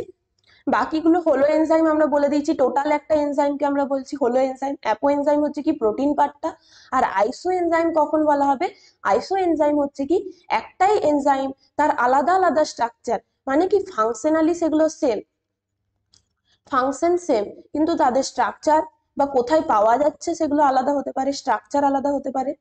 আর কি কি হতে পারে, স্ট্রাকচার ডিফারেন্ট, যেখান থেকে আমরা সোর্স, যেখান থেকে পাচ্ছি সেটাও ডিফারেন্ট হতে পারে। তাহলে যদি আমরা বলি ল্যাকটো ডিহাইড্রোজিনেজ যে এনজাইমটা আছে, ল্যাকটো ডিহাইড্রোজিনেজ কোথায় লেগেছিল আমরা আরেকবার মনে করি, যেখানে পাইরুভেট থেকে ল্যাকটিক অ্যাসিড তৈরি হচ্ছিল, কি তো লেগেছিল আমাদের ল্যাকটেড ডিহাইড্রোজিনেজ এনজাইম লেগেছিল। সেই ল্যাকটেজ ডিহাইড্রোজিনেজ এনজাইমের আমরা 5টা আইসো এনজাইম পেয়ে থাকি। আইসো এনজাইম মানে কি এলডিএইচ এর ফাংশন সেমই, সব জায়গায় সেমই ফাংশন করবে, সেটা স্কেলিটাল মাসেলে হোক, সেটা হার্টের মাসেলে হোক, সেটা লিভারে হোক, বিভিন্ন জায়গায় আলাদা আলাদা ভাবে সিনথেসিস হচ্ছে এলডিএইচ। স্কেলিটাল মাসেলেও এলডিএইচ সিনথেসিস হয়, হার্টের মাসেলেও এলডিএইচ সিনথেসিস হয়, আবার কি আমরা দেখবো লিভারেও এলডিএইচ সিনথেসিস হয়। সবগুলোর কিন্তু যদি আমরা কেমিক্যাল স্ট্রাকচার দেখি আলাদা আলাদা হতে পারে সেটা, কিন্তু আলটিমেটলি এলডিএইচ এর যদি বলি ফাংশন, সবগুলোর ক্ষেত্রে সেটা যেখানেই কাজ করুক এলডিএইচ এর ফাংশন কি হবে, সেটা পাইরুভেট থেকে ল্যাকটেড বা ল্যাকটিক অ্যাসিডে পরিণত করবে। ফাংশন সেম কিন্তু আলাদা আলাদা স্ট্রাকচার হতে পারে, আলাদা আলাদা জায়গায় সিনথেসিস হতে পারে। তাহলে আশা করছি এটা ক্লিয়ার, আইসো এনজাইম কাকে বলছি আমরা। নেক্সট, তাহলে এটার কোশ্চেনের অ্যান্সার বলো তোমরা। হলো এনজাইম হলো, তাহলে হলো এনজাইম কি টোটালটাকে নিয়ে তৈরি হচ্ছে, তাহলে টোটালটা কি অ্যাপো এনজাইমের সাথে কি যুক্ত হবে, তাহলে এটার অ্যান্সার কোনটা হচ্ছে, অ্যাপো এনজাইম মানেই হচ্ছে সেটা প্রোটিন পার্ট, তাহলে আলাদা করে আরো প্রোটিন হবে না, এটা কোনোভাবেই হবে না। কো এনজাইম আর এনজাইম প্রোটিন, সেটা নিয়ে এনজাইম প্রোটিন নিয়ে তৈরি হবে না। এনজাইম নন প্রোটিনের সাথে কো এনজাইম, এটাও হবে না। তাহলে নন প্রোটিন পার্ট বা কোফ্যাক্টরের সাথে যখনই অ্যাপো এনজাইম যুক্ত হচ্ছে তখনই কি হবে, আমাদের টোটাল যে স্ট্রাকচারটা হলো এনজাইমের দেয়। অপশন এটার ক্ষেত্রে কি হবে, এ কারেক্ট হচ্ছে। তাহলে আশা করছি এগুলো খুব ইজিলি তোমরা বুঝতে পারছো। নেক্সট কোয়েশ্চেনে যাই, এটার অ্যান্সার সবাই লেখো, কনজুগেটেড প্রোটিন কাদের বলা হচ্ছে। কনজুগেটেড প্রোটিন মানে কি, এই যে প্রোটিনের স্ট্রাকচার কি দিয়ে তৈরি হয়, অ্যামিনো অ্যাসিড দিয়ে, তাহলে এই অ্যামিনো অ্যাসিডের যে পলিপেপটাইড বন্ডের মাধ্যমে যুক্ত থাকছে, তার সাথে যদি আলাদা করে কোনো গ্রুপ, কোনো মেটাল আয়নস, কোনো প্রকার পিগমেন্টস, এগুলো যখন যুক্ত হবে তখন তাদেরকে বলবো কি আমরা কনজুগেটেড প্রোটিন। তাহলে কনজুগেটেড প্রোটিন কাদের বলবো, যে কোনো গ্রুপ, তাহলে প্রোটিনের সাথে যদি গ্লুকোজের কোনো মলিকুল যুক্ত হয় বা কার্বোহাইড্রেটের কোনো মলিকুল যুক্ত হয় তখন সেটা কি দেবে, এটার সাথে যদি গ্লুকোজ বাইন্ড করে তাহলে কি হচ্ছে গ্লাইকোপ্রোটিন দেবে। তাহলে প্রোটিন পার্টের সাথে যদি যে কোনো প্রকার আলাদা কোনো একটা গ্রুপ যুক্ত হয় বা আলাদা একটা কম্পোনেন্ট যুক্ত হয় তখন তাকে বলছি কি আমরা কনজুগেটেড প্রোটিন। তাহলে হিমোগ্লোবিনও কিন্তু একটা কনজুগেটেড প্রোটিন। তাহলে হিমের সাথে কি হয়, গ্লোবিন প্রোটিন আমরা জানি, দুটো আলফা দুটো বিটা চেন নিয়ে যে গ্লোবিন প্রোটিন তৈরি হয়, তাহলে হিমের সাথে যখন গ্লোবিন প্রোটিন যুক্ত হয় সেটাও কি হবে, একটা আমাদের কনজুগেটেড প্রোটিন। এছাড়াও আমরা কি বলবো যে ফসফোপ্রোটিন, ফসফোপ্রোটিনে কি আছে, ফসফেট গ্রুপ যুক্ত হচ্ছে। ফসফেট গ্রুপ যখন বাইন্ড করবে প্রোটিনের সাথে তখন সেটা কি হয়ে যাচ্ছে, ফসফোপ্রোটিন। এটা হচ্ছে কি ফসফোপ্রোটিন। তাহলে আলাদা করে যদি কোনো গ্রুপ, কোনো আয়নস হতে পারে, কোনো পিগমেন্টস হতে পারে, যে কোনো কিছু যখন বাইন্ড করছে সেটা হচ্ছে কি কনজুগেটেড প্রোটিন। তাহলে ফসফোপ্রোটিন, এই ফসফোপ্রোটিন কোথায় পাওয়া যায় এটাও কিন্তু খুব গুরুত্বপূর্ণ। কেউ বলতে পারবে ফসফোপ্রোটিনের একটা উদাহরণ? দেখি কমেন্ট সেকশনে লেখো একটা ফসফোপ্রোটিনের উদাহরণ, কেউ পারবে? ফসফোপ্রোটিন, তাহলে অলরেডি আমরা বললাম কি হিমোগ্লোবিন হচ্ছে কি একটা ক্রোমোপ্রোটিন বলতে পারি, বা বিভিন্ন যে সাইটোক্রোম পিগমেন্টস যেগুলো তৈরি হয় সেগুলো হচ্ছে কি কোনো না কোনো পিগমেন্ট মলিকুলস থাকছে সেখানে। যে ক্রোমোপ্রোটিন বলা হচ্ছে কি যখনই এফি প্রেজেন্ট থাকে, সবসময় মনে রাখতে হবে কি এফি প্রেজেন্ট থাকে, বা ফেরাস আয়ন মেটালিক গ্রুপ কোথায় প্রেজেন্ট থাকে, ক্রোমোপ্রোটিনের ক্ষেত্রে, সাইটোক্রোমের ক্ষেত্রে প্রেজেন্ট থাকে, হিমোগ্লোবিনের ক্ষেত্রেও কি থাকে, এফি আয়ন প্রেজেন্ট থাকছে। তাহলে ক্রোমোপ্রোটিন এগুলো হচ্ছে বিভিন্ন যে পিগমেন্টেড প্রোটিন, এগুলো হচ্ছে কি কনজুগেটেড প্রোটিনের উদাহরণ। তাহলে এটা আশা করছি পেরেছো। দেখি ফসফোপ্রোটিনের উদাহরণ হবে কি মিল্ক প্রোটিন। তাহলে মিল্ক প্রোটিন যেটা হচ্ছে আমাদের কি কেসিন, সে মিল্ক প্রোটিন কেসিন হচ্ছে কি একটা ফসফোপ্রোটিনের উদাহরণ। এছাড়া হচ্ছে কি লিপোপ্রোটিন, লিপোপ্রোটিন মানে কি হচ্ছে লিপিড মলিকুলস যখন প্রোটিনের সঙ্গে যুক্ত হয় সেটা হবে কি লিপোপ্রোটিন। তাহলে এইরকম ভাবে যখনই কোনো না কোনো গ্রুপ যুক্ত হচ্ছে সেগুলোকে বলছি কি আমরা কনজুগেটেড প্রোটিন। এখানে কি বলেছে পেপটোন, পেপটোন কনজুগেটেড প্রোটিন নয়, পেপটোন হচ্ছে কি প্রোটিনেরই একটা ক্ষুদ্রতম অংশ। প্রোটিনকে যখন ভাঙা হচ্ছে, ডাইজেস্ট করা হচ্ছে, কি কি পাই, প্রোটিওজেস, পেপটোনস, তারপরে হচ্ছে কি পেপটাইডস, এরকম গুলো পাচ্ছি যে স্মল কম্পোনেন্টস, প্রোটিনের যে স্মল কম্পোনেন্টস সেটা হবে কি একটা পেপটোন। তাহলে অপশন এটাই কি হচ্ছে কোনো কনজুগেটেড প্রোটিনের উদাহরণ নয়। নেক্সট কোশ্চেনে যাই। নেক্সট কোশ্চেন 10-এর কোশ্চেন কি বলছে যে কোনটি একটি die amino carboxylic acid, die amino carboxylic acid. তাহলে আমরা যদি আমাদেরকে এটা কোশ্চেনটা করার জন্য আগে আমাদের জানতে হবে যে নর্মাল আমরা যে অ্যামিনো অ্যাসিড বলছি তার স্ট্রাকচারটা কিরকম। অ্যামিনো অ্যাসিডের স্ট্রাকচার আমরা কি দেখতে পাই, একটা এরকম কার্বক্সিল গ্রুপ থাকে COOH, আরেকটা সাইডে কি থাকে NH2 বা অ্যামিনো গ্রুপ থাকছে একটা, আর একটা সাইডে যে কোনো সাইড চেন আর থাকতে পারে, একটা H থাকে। এটা হচ্ছে নর্মাল আমাদের যে অ্যামিনো অ্যাসিডের একটা structure. Simplest structure of amino acid হচ্ছে কি এটা, সিম্পলেস্ট বলবো না, আমরা যদি বলি এই যে আর গ্রুপের জায়গায় যে কোনো কিছু হতে পারে, একদম সিম্পলেস্ট হলে এখানে কি থাকবে হাইড্রোজেন যুক্ত হবে, তাহলে যে কোনো সাইড চেন যুক্ত হতে পারে, যে কোনো অ্যালিফ্যাটিক সাইড চেন, সেটা CH2 হতে পারে, CH3 হতে পারে, তারপরে হচ্ছে কি CH2 CH3 হতে পারে, এরকম যে কম্পোনেন্টস গুলো আর এর জায়গায় যে কোনো কিছু যুক্ত হচ্ছে। এটা যে কমন স্ট্রাকচারটা সেটা হচ্ছে কি একটা অ্যামিনো গ্রুপ আছে, একটা কার্বক্সিলিক গ্রুপ আছে। এই ধরনের যে mono amino mono carboxylic acid group, এটা কার ক্ষেত্রে পাবো আমরা, মোনো অ্যামিনো মোনো কার্বক্সিলিক। আমরা এই যে সিস্টেইনের যদি স্ট্রাকচার দেখি সেটা হবে কি এরকম, একটা NH2 গ্রুপ আছে, একটা কার্বক্সিলিক গ্রুপ আছে, তার জন্য একে বলা হচ্ছে কি mono amino mono carboxylic acid. আমাদের এখানে জানতে চেয়েছি কি die amino die carboxylic acid, মানে এরকম দুটো অ্যামিনো গ্রুপ থাকবে, দুটো কার্বক্সিলিক গ্রুপ থাকবে, সেটা হবে কোনটা, কোনটা হবে সবাই বলো, die amino die carboxylic acid. সেটা হবে কি সিস্টিনের স্ট্রাকচার। সিস্টিনের স্ট্রাকচারে আমরা দুটো অ্যামিনো অ্যাসিড পাচ্ছি আর দুটো কার্বক্সিলিক অ্যাসিড পাচ্ছি, দুটো COOH গ্রুপ পাই। আর লাইসিনের ক্ষেত্রে কি পাবো আমরা, লাইসিন আর অ্যাসপার্টিক অ্যাসিড। লাইসিনের ক্ষেত্রে কি পাওয়া যায়, একটা এরকম বেসিক গ্রুপটা বেশি থাকবে, die amino mono carboxylic acid, দুটো NH2 থাকবে, একটা কার্বক্সিলিক। কারণ কি লাইসিন আর্জেনিন এগুলো আমরা কি জানি basic amino acid, basic amino acid মানে কি তাদের ক্ষেত্রে এই অ্যামিনো গ্রুপটা হচ্ছে কি বেসিক, আর COOH গ্রুপটা অ্যাসিডিক প্রকৃতির। তাহলে যখনই একটা NH2 গ্রুপ বা অ্যামিনো গ্রুপ বেশি থাকছে তাহলে সেটা কোন দিকে যাবে, বেসিক নেচারে হবে। তাহলে এইভাবে আমরা ইজিলি কিন্তু বুঝতে পারবো যে অ্যামিনো অ্যাসিডের নেচারটা কি। তাহলে এখানে দেখছি দুটো NH2 দুটো কার্বক্সিলিক গ্রুপ আছে, মানে কি সেটা নিউট্রালাইজ হয়ে যাচ্ছে, অ্যাসিড গ্রুপও বেশি নেই আর বেসিক গ্রুপও বেশি নেই, তাহলে দুটো হচ্ছে কি দুটোকে নিউট্রালাইজ করবে। সেম ভাবে সিস্টেইনের ক্ষেত্রে এটাও একটা আছে এটাও একটা আছে, তাহলে এগুলো হচ্ছে কি নিউট্রাল অ্যামিনো অ্যাসিড। অপরপক্ষে যদি আমরা লাইসিন দেখি কি দেখবো, এটা হচ্ছে ডাই অ্যামিনো মোনোকার্বক্সিলিক অ্যাসিড, তাহলে একটা বেশি থাকছে আমাদের কি অ্যামিনো গ্রুপটা বেশি থাকছে, তাহলে এটা হবে কি বেসিক প্রকৃতি। তাহলে এটা কেউ লেখো তো, এই যে লাইসিন বা আর্জিনিন আমরা বেসিক প্রোটিন গুলো বলছি বা বেসিক অ্যামিনো অ্যাসিডস গুলো বলছি, সরি বেসিক অ্যামিনো অ্যাসিডস গুলো কোন প্রোটিনের ক্ষেত্রে আমরা পাবো, লাইসিন আর্জিনিন ডিএনএ স্ট্রাকচার, ডিএনএর সাথে যে প্রোটিন গুলো যুক্ত হয় সেখানে কিন্তু আমরা পেয়ে থাকি। অ্যান্সারটা বলো, লাইসিন আমরা কোথায় পেয়ে থাকি? হিস্টোন নন হিস্টোন দু রকম প্রোটিন হয়, তাহলে হিস্টোনে থাকবে না নন হিস্টোনে থাকবে, কোন প্রকার প্রোটিন গুলোতে লাইসিন প্রেজেন্ট থাকবে? আর অ্যাসপার্টিক অ্যাসিড হবে, এটা অ্যালপার্টিক না, অ্যাসপার্টিক অ্যাসিড। এই অ্যাসপার্টিক অ্যাসিডটা হচ্ছে কি অ্যাসিডিক প্রকৃতির, তাহলে এটা হবে কি নেচারটা অ্যাসিডিক, নেচারটা হবে কি অ্যাসিডিক। তার মানে এখান থেকে বুঝতে পারছি কি আমরা একটা COOH গ্রুপ এদের ক্ষেত্রে বেশি থাকবে, তাহলে এটা হচ্ছে কি mono amino 1NH2 group dicarboxylic acid, mono amino dicarboxylic acid, এটাকে অ্যামাইনো অ্যাসিড বলা হচ্ছে, mono amino dicarboxylic amino acid. এটা হচ্ছে অ্যাসিডিক নেচার, তার মানে একটা COOH গ্রুপ বেশি আছে। এটা হলো, তাহলে নিউট্রাল আমরা উদাহরণ দেখলাম, বেসিক উদাহরণ দেখলাম। বেসিক অ্যামিনো অ্যাসিড কোনগুলো? অ্যাসিডিক অ্যামিনো অ্যাসিড, তাহলে অ্যাসপার্টিক অ্যাসিড, তারপর হচ্ছে কি গ্লুটামিক অ্যাসিড, এগুলো সমস্ত হবে কি আমাদের যে অ্যাসিডিক প্রকৃতির। আর বাকি যে আছে লাইসিন, আর্জিনিন, হিস্টিডিন, এগুলো হচ্ছে বেসিক। তা বাদ দিয়ে বাকি যত সমস্ত আছে সিস্টিন, সিস্টেইন, তারপর হচ্ছে কি লিউসিন, আইসোলিউসিন, ভ্যালিন, সমস্তগুলো কি হবে নিউট্রাল প্রকৃতির। তাহলে এটা বললাম কি লাইসিনের অ্যান্সারটা, এটা কি হবে হিস্টোন প্রোটিনে প্রেজেন্ট থাকে। হিস্টোন প্রোটিন কি হয় ডিএনএ এর সাথে স্ট্রংলি বাইন্ড করে, টাইটলি বাইন্ড করে কে হিস্টোন প্রোটিন গুলো।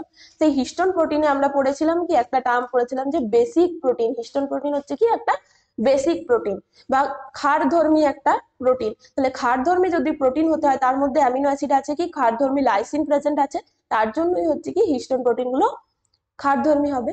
এছাড়াও হচ্ছে কি এই সিস্টেইন থেকে একটা গুরুত্বপূর্ণ কোশ্চেন আসে কি সিস্টেইন, মিথিওনিন, এগুলো হচ্ছে কি sulphur containing amino acid, sulphur containing amino acid.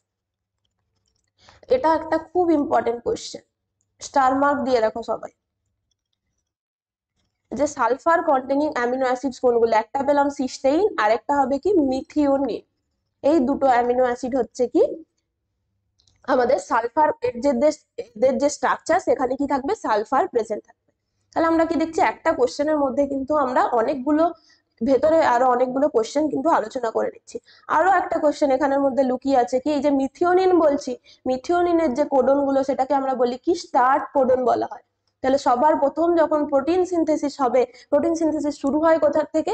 যে কোডনটা সেটাই হচ্ছে কি আমাদের মিথিওনিনের জন্য দায়ী, যেটা সেটা হচ্ছে কি মিথিওনিন কাকে কোড করবে? প্রথম যে প্রোটিন সিনথেসিস শুরু হচ্ছে ফার্স্ট যে কোডনটা সেটাই হচ্ছে কি মিথিওনিন। তাহলে এটার থেকে অনেকগুলো কোশ্চেন আমরা জেনে নিলাম। নেক্সট যাই, নেক্সট 11 কোশ্চেন কি বলছে যে লিপিড সংশ্লেষের মুখ্য স্থান হলো। তাহলে লিপিড সংশ্লেষ মূলত কোথায় হয়? আমরা ACR, স্মুথ এন্ডোপ্লাজমিক রেটিকিউলামের মধ্যে। তাহলে স্মুথ এন্ডোপ্লাজমিক রেটিকিউলাম হচ্ছে কি আমাদের লিপিড সংশ্লেষ বা ফ্যাট মলিকুল যেগুলো সংশ্লেষ হচ্ছে তার মুখ্য স্থান হচ্ছে কি ACR। আর এই যে আরিআর থেকে কি তৈরি হচ্ছে? R for ribosome, R for ribosome. তাহলে রাইবোসোমে কি তৈরি হয়? প্রোটিন তৈরি হয়। তাহলে সবসময় মনে রাখতে হবে রাফ এন্ডোপ্লাজমিক রেটিকিউলাম কি তৈরি করে? প্রোটিন সিনথেসিসের একটা আমাদের মুখ্য স্থান হিসেবে কাজ করে। এটা হলো। নেক্সট কি বলেছে যে কোন ধাতুটি ক্যাটালেজ উৎসেচকের সক্রিয়তা বৃদ্ধি করে? তাহলে আগে বলো সবাই যে ক্যাটালেজ উৎসেচক কোনটা? ক্যাটালেজ উৎসেচক আমরা কাকে বলছি? ক্যাটালেজ উৎসেচকের কাজ কি? ক্যাটালেজ এনজাইম, ক্যাটালিস এনজাইম কি কাজ করে? তাহলে এই যে বিভিন্ন ধরনের ধাতু বা আমরা যেগুলো মেটাল আয়ন্স বলছি সেগুলো কি করছে? উৎসেচকের কাজটাকে আরো বেশি পরিমাণে বাড়িয়ে দিচ্ছে, অনুঘটক হিসেবে কাজ করে এবং যে রেট অফ রিয়াকশনটাকে কি করে? ইনক্রিজ করে। তাহলে এই যে ক্যাটালাইটিক রিয়াকশনের ক্ষেত্রে ক্যাটালাইজের যদি আমরা স্ট্রাকচার দেখি সেখানে কি পাই? আমরা ফেরাস আয়ন পেয়ে থাকি। তাহলে কোন ধাতুটি ক্যাটালেজ উৎসেচকের সক্রিয়তাকে বৃদ্ধি করে? এই ক্যাটালেজ এনজাইমের স্ট্রাকচারের মধ্যে কি আছে? Ferrous ion. তাহলে ফেরাস আয়ন যদি ঠিকঠাক ভাবে প্রেজেন্ট না থাকে, যদি কম পরিমাণে থাকে, ক্যাটালেজ যে এনজাইমটা কি করছে না, তাদের যে কাজটা কমে যাবে।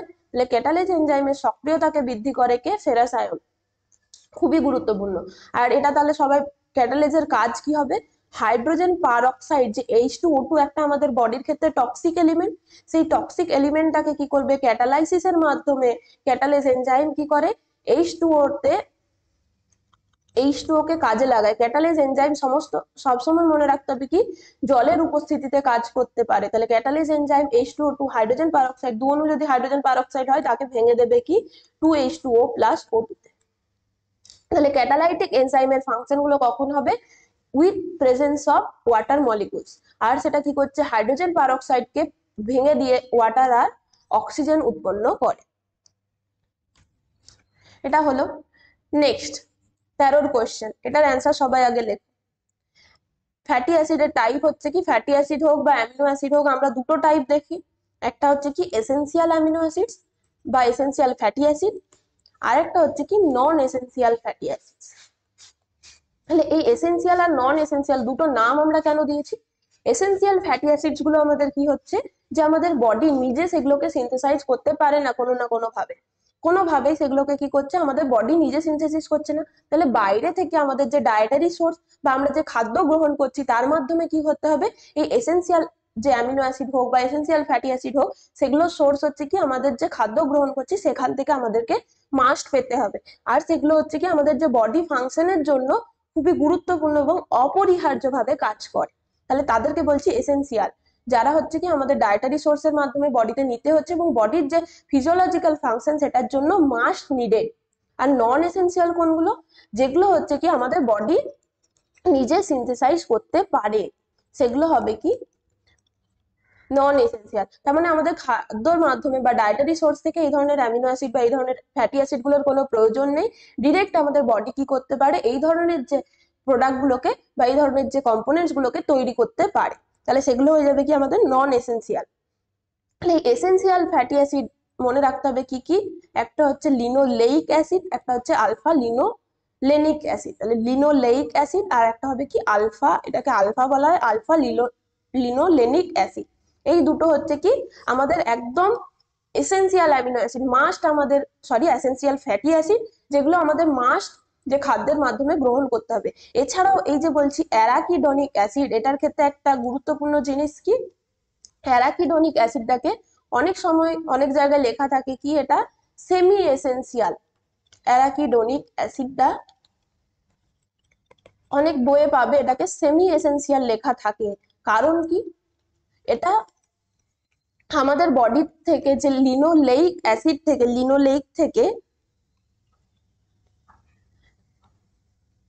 লিনোলেইক অ্যাসিড থেকে লিনোলেইক থেকে এটা অ্যারাকিডনিকে তৈরি হতে পারে বডি। তাহলে এটা যদি নিজে বডি যখন হচ্ছে কি খাদ্য মাধ্যমে লিনোলেইকটাকে পাচ্ছে, যেটা এসেনশিয়াল ফ্যাটি অ্যাসিড, সেটাকে নিল, দিয়ে হচ্ছে কি সেখান থেকে আমাদের বডির মধ্যে যদি লিনোলেইক থেকে কি হতে পারে অ্যারাকিডনিক সিনথেসাইজ হতে পারে। কিন্তু যদি দেখি আমরা অলরেডি আমাদের যে বডিতে লিনোলেইকের পরিমাণটা কম আছে, তখন কি হবে, সেটা অ্যারাকিডনিক অ্যাসিড সিনথেসিস করতে পারছে না। তখন কি হবে, আমাদের যে ডায়েটারি সোর্স থেকে অ্যারাকিডনিক অ্যাসিডটা নিতে হবে। তার জন্য এটা সেমি এসেনশিয়াল, তাহলে বডি নিজেও তৈরি করতে পারে, আবার ডায়েটারি সোর্স থেকেও আমরা অ্যারাকিডনিক অ্যাসিড নিচ্ছি। তার জন্য হচ্ছে কি এখানে যেহেতু বলেছে এসেনশিয়ালের মধ্যেও ফেলা হয়, বা যদি আলাদা করে বলা হয় যে সেমি এসেনশিয়াল অ্যামিনো অ্যাসিড কোনটা, তখন বলা হয় কি অ্যারাকিডনিক অ্যাসিড। কিন্তু অনেক জায়গাতেই পাবে এরকম এমসিকিউ যে এসেনশিয়াল অ্যামিনো অ্যাসিডের মধ্যেই অ্যারাকিডনিক অ্যাসিডকেও ইনক্লুড করা হয়েছে। তাহলে এইটা আলাদা করে মনে রাখবে যে এটাকে সেমি এসেনশিয়াল অ্যামিনো অ্যাসিড বলা হয়, কারণ বডি নিজে তৈরি করতে পারে। তাছাড়াও আমাদের যে যখনই লিনোলেইক অ্যাসিডের কমতি পড়ে, আমাদেরকে ডায়েটারি সোর্সের মাধ্যমেই অ্যারাকিডনিক অ্যাসিডের সাপ্লাই পেতে হয়। আর বাকি এই যে ওলেইক অ্যাসিড, তারপরে হচ্ছে কি পামিটিক অ্যাসিড, এই ধরনের যেগুলো আছে এগুলো সমস্ত হচ্ছে কি নন এসেনশিয়াল, বডি নিজের থেকে তৈরি করে নিতে পারবে। আর এই যে লিনোলেইক বা লিনোলেনিক, এটারই আমরা যদি খুব কমন নেম শুনে থাকি, যে বিভিন্ন, যে আমরা যদি দেখি যে খাবারের প্যাকেটের মধ্যে কি লেখা থাকে, omega 3 fatty acid, omega 6 fatty acid. তাহলে বিভিন্ন যে অয়েল গুলো দেখি না আমরা, সানফ্লাওয়ার অয়েল বা মাস্টার্ড অয়েল, বিভিন্ন ধরনের যেগুলো হচ্ছে আমাদের অয়েলের মধ্যে কি লেখা থাকে, যে rich in omega 3 fatty acid, rich in omega 6 fatty acid, এই ধরনের। এগুলো হচ্ছে কি ওমেগা 3 হচ্ছে কি লিনোলেইক অ্যাসিড, আর এগুলো হচ্ছে কি লিনোলেনিকটা হচ্ছে ওমেগা 6 ফ্যাটি অ্যাসিড। এগুলো আমাদের শরীরের পক্ষে খুবই গুরুত্বপূর্ণ কিছু ফ্যাটি অ্যাসিড, মাস্ট এগুলো আমাদের বডির জন্য ফাংশনিং এর জন্য লাগবে। নেক্সট কি বলছে, যে একটি অপরিহার্য ফ্যাটি অ্যাসিডের উদাহরণ হলো। তাহলে বাকি এখানে যে অপশন গুলো আছে সেটার জন্য হচ্ছে কি আমাদের অ্যারাকিডনিক অ্যাসিডই কারেক্ট হবে, কারণ এটা বললাম কি এটা এসেনশিয়াল হিসেবেও কাজ করে, আবার এটা নন এসেনশিয়াল হিসেবেও কাজ করতে পারে, কিন্তু মেন হচ্ছে কি এসেনশিয়াল অ্যামিনো অ্যাসিড হিসেবে এটার ফাংশনটা বেশি। বাকি সমস্ত এই যে butyric acid, stearic acid, palmitic acid, oleic acid, সমস্তগুলো হচ্ছে কি আমাদের non essential amino acid, sorry non essential fatty acid, আমি বারবার অ্যামিনো অ্যাসিড বলছি। তাহলে নন এসেনশিয়াল ফ্যাটি অ্যাসিড আর নন এসেনশিয়াল অ্যামিনো অ্যাসিডেরও কিছু ভাগ আছে, তাহলে এখানে আমরা একবার আলোচনা করে নিই। যে অ্যামিনো অ্যাসিডেরও কিন্তু এরকম আলাদা আলাদা ভাগ আছে। তাহলে টোটাল হচ্ছে কি 20টা অ্যামিনো অ্যাসিড আছে, 20টা অ্যামিনো অ্যাসিড আছে, যেগুলো হচ্ছে কি আমাদের প্রোটিন সিনথেসিসের জন্য কোনো না কোনো ভাবে আমাদের প্রোটিন সিনথেসিসে কাজে লাগছে। তাহলে 20টা অ্যামিনো অ্যাসিড এরকম আছে যারা আমাদের প্রোটিন সিনথেসিসে কাজে লাগে। এই 20টা অ্যামিনো অ্যাসিডের মধ্যে আমরা আবার ভাগ করব দুটো টাইপ, কিছু হচ্ছে এসেনশিয়াল অ্যামিনো অ্যাসিড, কিছু হচ্ছে নন এসেনশিয়াল অ্যামিনো অ্যাসিড। তাহলে এসেনশিয়াল কোনগুলো? আগেই বললাম ডায়েটারি সোর্স থেকে যেগুলোকে নিতে হচ্ছে তারা হচ্ছে কি আমাদের এসেনশিয়াল অ্যামিনো অ্যাসিড, আর বাকিগুলো হচ্ছে নন এসেনশিয়াল। তাহলে এসেনশিয়ালের মধ্যে আমরা কি পাবো? লিউসিন, আইসোলিউসিন, এগুলো এসেনশিয়াল। আরো আছে, একবার একটা বই থেকে পড়ে নেবে ডিটেলসে যে এসেনশিয়াল আর নন এসেনশিয়াল অ্যামিনো অ্যাসিডের কোনগুলো সংখ্যা আর নামগুলো একবার মুখস্থ করে নেবে। তাহলে মনে রাখতে হবে এখান থেকে যেটা ইম্পর্টেন্ট কোশ্চেন কি, যে টোটাল কটা অ্যামিনো অ্যাসিড আমাদের যে প্রোটিন সিনথেসিসের জন্য কোড করে। নেক্সট কি বলছে, সাধারণত ভিটামিন থেকে সৃষ্ট যে উৎসেচকের অংশ কোনটি? তাহলে ভিটামিন থেকে সৃষ্ট আমরা বললাম কি কোন পার্টটা ভিটামিন থেকে যেগুলো ডিরাইভ সেটা হচ্ছে কি কোএনজাইম। তাহলে এখানে হচ্ছে কি প্রত্যেকটা ভিটামিনই কোনো না কোনো ভাবে আমাদের কিছু কিছু উৎসেচকের এই কোএনজাইম হিসেবে কাজ করে। যেমন কি আমরা B2 থেকে পাই কি FAD, B3 থেকে পাই NAD, এগুলো সমস্তই হচ্ছে কি কোএনজাইম। তারপরে হচ্ছে আমাদের যে পেন্টোথেনিক অ্যাসিড থেকে আমরা পেয়ে থাকি B5, পেন্টোথেনিক অ্যাসিড থেকেও আমরা কি পেয়ে থাকি যে কোএনজাইম A।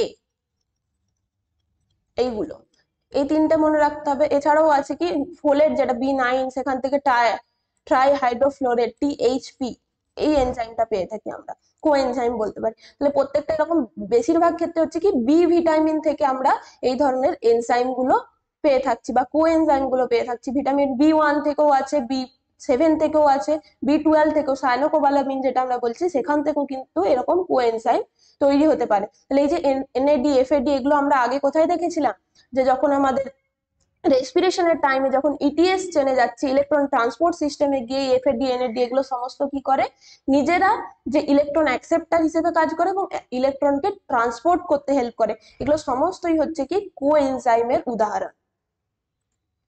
নেক্সট হচ্ছে কি FAD হলো এক প্রকারের। তাহলে FAD কি হলো, অলরেডি এই মাত্র বললাম FAD হচ্ছে কি একটা কোএনজাইম, FAD হচ্ছে কি একটা কোএনজাইম। তাহলে অপশন কি হচ্ছে ডি। অলরেডি আইসো এনজাইম, অ্যাপো এনজাইম এগুলো বলেছি, এখানে আর কিছু বলার নেই। নেক্সট, যে লক এন্ড কি মতবাদের প্রবক্তা হলেন কে? লক এন্ড কি মতবাদ কোনটা? এই যে আমরা বলছি কি একটা এনজাইম এরকম থাকছে, এনজাইমের মধ্যে protein part non protein part গুলো যুক্ত হয়েছে, এরপরে কি হচ্ছে এই এনজাইমের একটা অ্যাক্টিভ সাইট থাকে, এটা হচ্ছে কি অ্যাক্টিভ সাইট। এই অ্যাক্টিভ সাইটে এসে কারা বাইন্ড করবে? এনজাইমের সাথে সাবস্ট্রেট এসে এখানে বাইন্ড করবে। সাবস্ট্রেট কোথায় বাইন্ড করবে? এনজাইমের অ্যাক্টিভ সাইটে এসে। সাবস্ট্রেট, তাহলে সাবস্ট্রেট সবসময় কোথায় বাইন্ড করাতে হবে আমাদের? যে এনজাইমের একটা অ্যাক্টিভ সাইট থাকে, অ্যাক্টিভ সাইটটা যখনই ওপেন হচ্ছে সেখানে সাবস্ট্রেট এসে যুক্ত হবে, আর সাবস্ট্রেট যুক্ত হওয়া মানে কি রিঅ্যাকশন হবে। তাহলে প্রথমে শুধু ছিল এনজাইম, এলো কে সাবস্ট্রেট। সাবস্ট্রেট মানে যে কোনো কিছু হতে পারে, যেমন যদি আমরা ধরি যে প্রোটিনটা হচ্ছে কি সাবস্ট্রেট হিসেবে কাজ করতে পারে। আর এনজাইম হিসেবে কে কাজ করবে? বিভিন্ন যে প্রোটিওলাইটিক এনজাইম গুলো, পেপসিন, ট্রিপসিন, কাইমোট্রিপসিন, বিভিন্ন যে প্রোটিওলাইটিক এনজাইম গুলো এনজাইম হিসেবে কাজ করছে। আর সাবস্ট্রেট হিসেবে তাহলে এখানে হলো এই এনজাইমের যে অ্যাক্টিভ সাইটে ধরলাম এখানে এটা হচ্ছে পেপসিন প্রোটিন। তাহলে এই পেপসিন প্রোটিনের কি হলো, অ্যাক্টিভ সাইট এসে কে যুক্ত হচ্ছে প্রোটিন মলিকুলস গুলো, দিয়ে পরে কি তৈরি করে একটা এনজাইম সাবস্ট্রেট কমপ্লেক্স তৈরি করে। এটা হচ্ছে কি খুবই একটা temporary structure, enzyme substrate complex তৈরি হবে এবং এটা আলটিমেটলি গিয়ে কি তৈরি করবে? প্রোডাক্ট তৈরি করবে। তাহলে যখনই এই পেপসিনের সাথে এখানে প্রোটিন এসে বাইন্ড করলো এবং পেপসিন কি করবে, তার অ্যাক্টিভ সাইটে যেহেতু বাইন্ড করে গেছে তার এনজাইমেটিক রিঅ্যাকশন দেখাবে। পেপসিন কি করবে? প্রোটিনটাকে ভাঙবে, দিয়ে সাবস্ট্রেট থেকে প্রোডাক্টটা কি হয়ে যাবে? আমাদের যে পেপটাইডস, পেপটোনস, প্রোটিওজেস এগুলো তৈরি হবে। এগুলোকে রিলিজ করে দিচ্ছে, প্রোডাক্টটাকে রিলিজ করছে। প্রোডাক্ট কোনগুলো? এই পেপটাইডস, প্রোটিওজেস এগুলো। আর হচ্ছে কি এনজাইম নিজে যেমন ছিল সেরকম আলাদা। তাহলে এনজাইমের কাজ হচ্ছে কি, এনজাইম ধরলাম একটা প্রোডাক্ট, একটা বস্তু যার সাথে এসে সাবস্ট্রেট যুক্ত হবে, দিয়ে সাবস্ট্রেটটার এনজাইমেটিক রিঅ্যাকশন করিয়ে তাকে প্রোডাক্ট বানিয়ে দিলাম। নিজে কি থাকছে? নিজে সেম থাকছে, নিজে চেঞ্জ হচ্ছে না। আবার পরে আবার সাবস্ট্রেট আছে সেখানে। তাহলে ধরলাম আমরা কি করছে, যে সিম্পল এটা লক এন্ড কির মতবাদে বুঝতে হবে যে স্টেশনের মধ্যে স্টেশন তো ওখানে পার্মানেন্টলি থাকছে, ফিক্স থাকছে, বারবার ট্রেন আসে ওখানে। ধরলাম এটা একটা হলো ট্রেন, ট্রেন এলো, তার যে কাজ করার, যাত্রী নিল, যাত্রী নামালো, দিয়ে আবার ট্রেন চলে গেল, স্টেশন কি স্টেশনের জায়গাতেই আছে, সেম ভাবে মনে রাখতে হবে। এনজাইম হচ্ছে স্টেশনের মতো কাজ করে, ওর এনজাইমের কাছে সাবস্ট্রেট আসবে, এনজাইম রিয়াকশন করাবে, দিয়ে সাবস্ট্রেট থেকে প্রোডাক্ট তৈরি করে দেবে, কিন্তু এনজাইম নিজের মতো, এনজাইম নিজের জায়গাতেই থাকবে। তাহলে এই যে মতবাদ, সাবস্ট্রেটের সাথে যখন এনজাইম যুক্ত হচ্ছে, এটা কি, এটা ধরলাম লক, লক কি থাকে, তালাটা থাকে, তার সাথে যখনই আমরা চাবি দেব তখনই কি হবে, লকটা ওপেন হচ্ছে। সেম ভাবে এই লক এন্ড কি যে মতবাদ দিয়েছিলেন কে, বিজ্ঞানী এমিল ফিশার, এমিল ফিশার, বিজ্ঞানী এমিল ফিশার। তাহলে অপশন কি হচ্ছে ডি। নেক্সট কি বলেছে যে চক্রাকার ডিএনএ কোথায় পাওয়া যায়। চক্রাকার ডিএনএ মানে হচ্ছে কি যেগুলো সার্কুলার ডিএনএ আমরা কোথায় পাবো। সার্কুলার ডিএনএ আমরা একটা কি দেখি যে ব্যাকটেরিয়ার ক্ষেত্রে পেয়ে থাকি। ব্যাকটেরিয়ার যদি আমরা দেখি একদম প্রোক্যারিওটসদের মধ্যে দেখি, তাহলে কি পাবো, ব্যাকটেরিয়ার যে নিজের যে ক্রোমোসোমাল ডিএনএ, সেই ক্রোমোসোমাল ডিএনএ তে আমরা কি পাবো, সার্কুলার ডিএনএ। মানে কি, আমরা নর্মাল যেটা ডিএনএ দেখি আমাদের, সেটা হচ্ছে কি এরকম double helix structure, double helix স্ট্রাকচারের কি থাকে, একটা 5' এন্ড থাকে, একটা 3' এন্ড থাকে। এটা হচ্ছে কি 3' এন্ডটা 5' হবে, এটা 3' এরকম থাকে। কিন্তু এই যে সার্কুলার ডিএনএ ব্যাকটেরিয়ার ক্ষেত্রে কি দেখবো, এইরকম নো 5' এন্ড 3' এন্ড, এরকম আলাদা করে কিছু থাকবে না, পুরোটাই হচ্ছে কি এরকম সার্কুলার। এর মধ্যে বিভিন্ন যে নিউক্লিওটাইড যে বেস গুলো প্রেজেন্ট থাকছে, N2 বেস গুলো এর মধ্যেই থাকবে সার্কুলার ডিএনএ এর মধ্যে, ব্যাকটেরিয়াতে পাবো।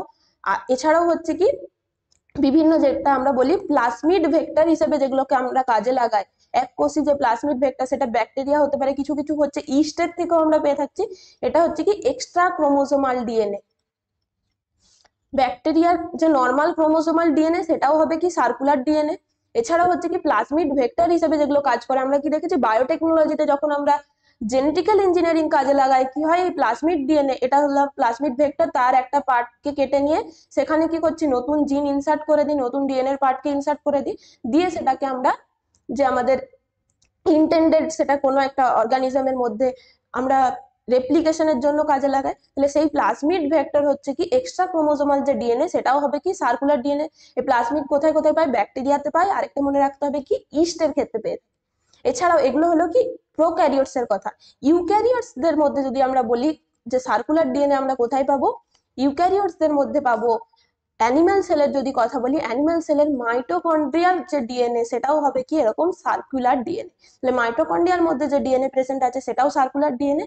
আর হচ্ছে যদি প্ল্যান্ট সেলের কথা বলি, তাহলে কি হবে, ক্লোরোপ্লাস্টের যে ডিএনএ আছে সেটাও কি করে এরকম সার্কুলার ডিএনএ। বিভিন্ন ধরনের ক্লোরোপ্লাস্টের মধ্যে কি হবে, আমাদের যে সালোক সংশ্লেষকারী প্রোটিন গুলো সিনথেসিস হতে হবে। তাহলে এই সালোক সংশ্লেষকারী প্রোটিনও আলটিমেটলি কোথা থেকে সিনথেসিস হবে, এই যে ক্লোরোপ্লাস্টের মধ্যে যে সার্কুলার ডিএনএ প্রেজেন্ট আছে, সেটাই ট্রান্সক্রিপশন পদ্ধতিতে দিয়ে পরে ট্রান্সলেশন পদ্ধতিতে ফটোসিনথেটিক যে প্রোটিন গুলোকে সিনথেসিস করতে কাজ লাগে। তাহলে চারটে জিনিস মনে রাখতে হবে, যে সার্কুলার ডিএনএ কোথায় কোথায় পাবো, ইউক্যারিওটস এর ক্ষেত্রে, ব্যাকটেরিয়াতে পাবো, আর প্লাজমিডের ক্ষেত্রে পাবো। আর সরি, এটা প্রোক্যারিওটসের ক্ষেত্রে। আর ইউক্যারিওটসের ক্ষেত্রে হচ্ছে কি মাইটোকন্ড্রিয়াতে পাবো, আর হচ্ছে কি প্ল্যান্ট সেলের ক্ষেত্রে ক্লোরোপ্লাস্টে পাবো। তাহলে এখানে আমাদের কোনটা অপশন কারেক্ট হচ্ছে, ব্যাকটেরিয়া হবে, ক্লোরোপ্লাস্ট হবে, আর কি হচ্ছে মাইটোকন্ড্রিয়া হবে। এছাড়াও যদি প্লাজমিড অপশন থাকতো তাহলে সেটা কি হতো, সেটাও কারেক্ট হতো। তাহলে আশা করছি এই কোশ্চেন গুলো তোমাদের জন্য খুবই হেল্পফুল হচ্ছে। তাই প্রত্যেকটা ভিডিও সবাই ক্লাসগুলো যে মন দিয়ে করবে এবং এক্সামের জন্য প্রিপারেশন দেখবে, এই যে এমসিকিউ গুলো প্র্যাকটিস করছি, খুবই তোমাদের এক্সামের জন্য হেল্পফুল হবে, এবং প্রায় ডিরেক্ট কমনও পেতে পারো, বা রিলেটেড যা যা আমরা ডিসকাশন করছি সেখান থেকেও কিন্তু এমসিকিউ পেয়ে যেতে পারো। নেক্সট, যে অ্যান্টিকোডন কোথায় থাকে, তাহলে এটার অ্যান্সার আমি আর করছি না, এটা অলরেডি আমরা বলেছি অ্যান্টিকোডন কোথায় থাকে। এটার অ্যান্সার হচ্ছে কি টিআরএনএ তে। আর টিআরএনএ স্ট্রাকচারটা আমরা একবার দেখে নিই, তাহলে আমাদের এটা মনে রাখতে সুবিধা হবে। কি টিআরএনএ স্ট্রাকচারে আমরা কি দেখি, এরকম হচ্ছে স্ট্রাকচার থাকে tRNA, clover leaf like structure,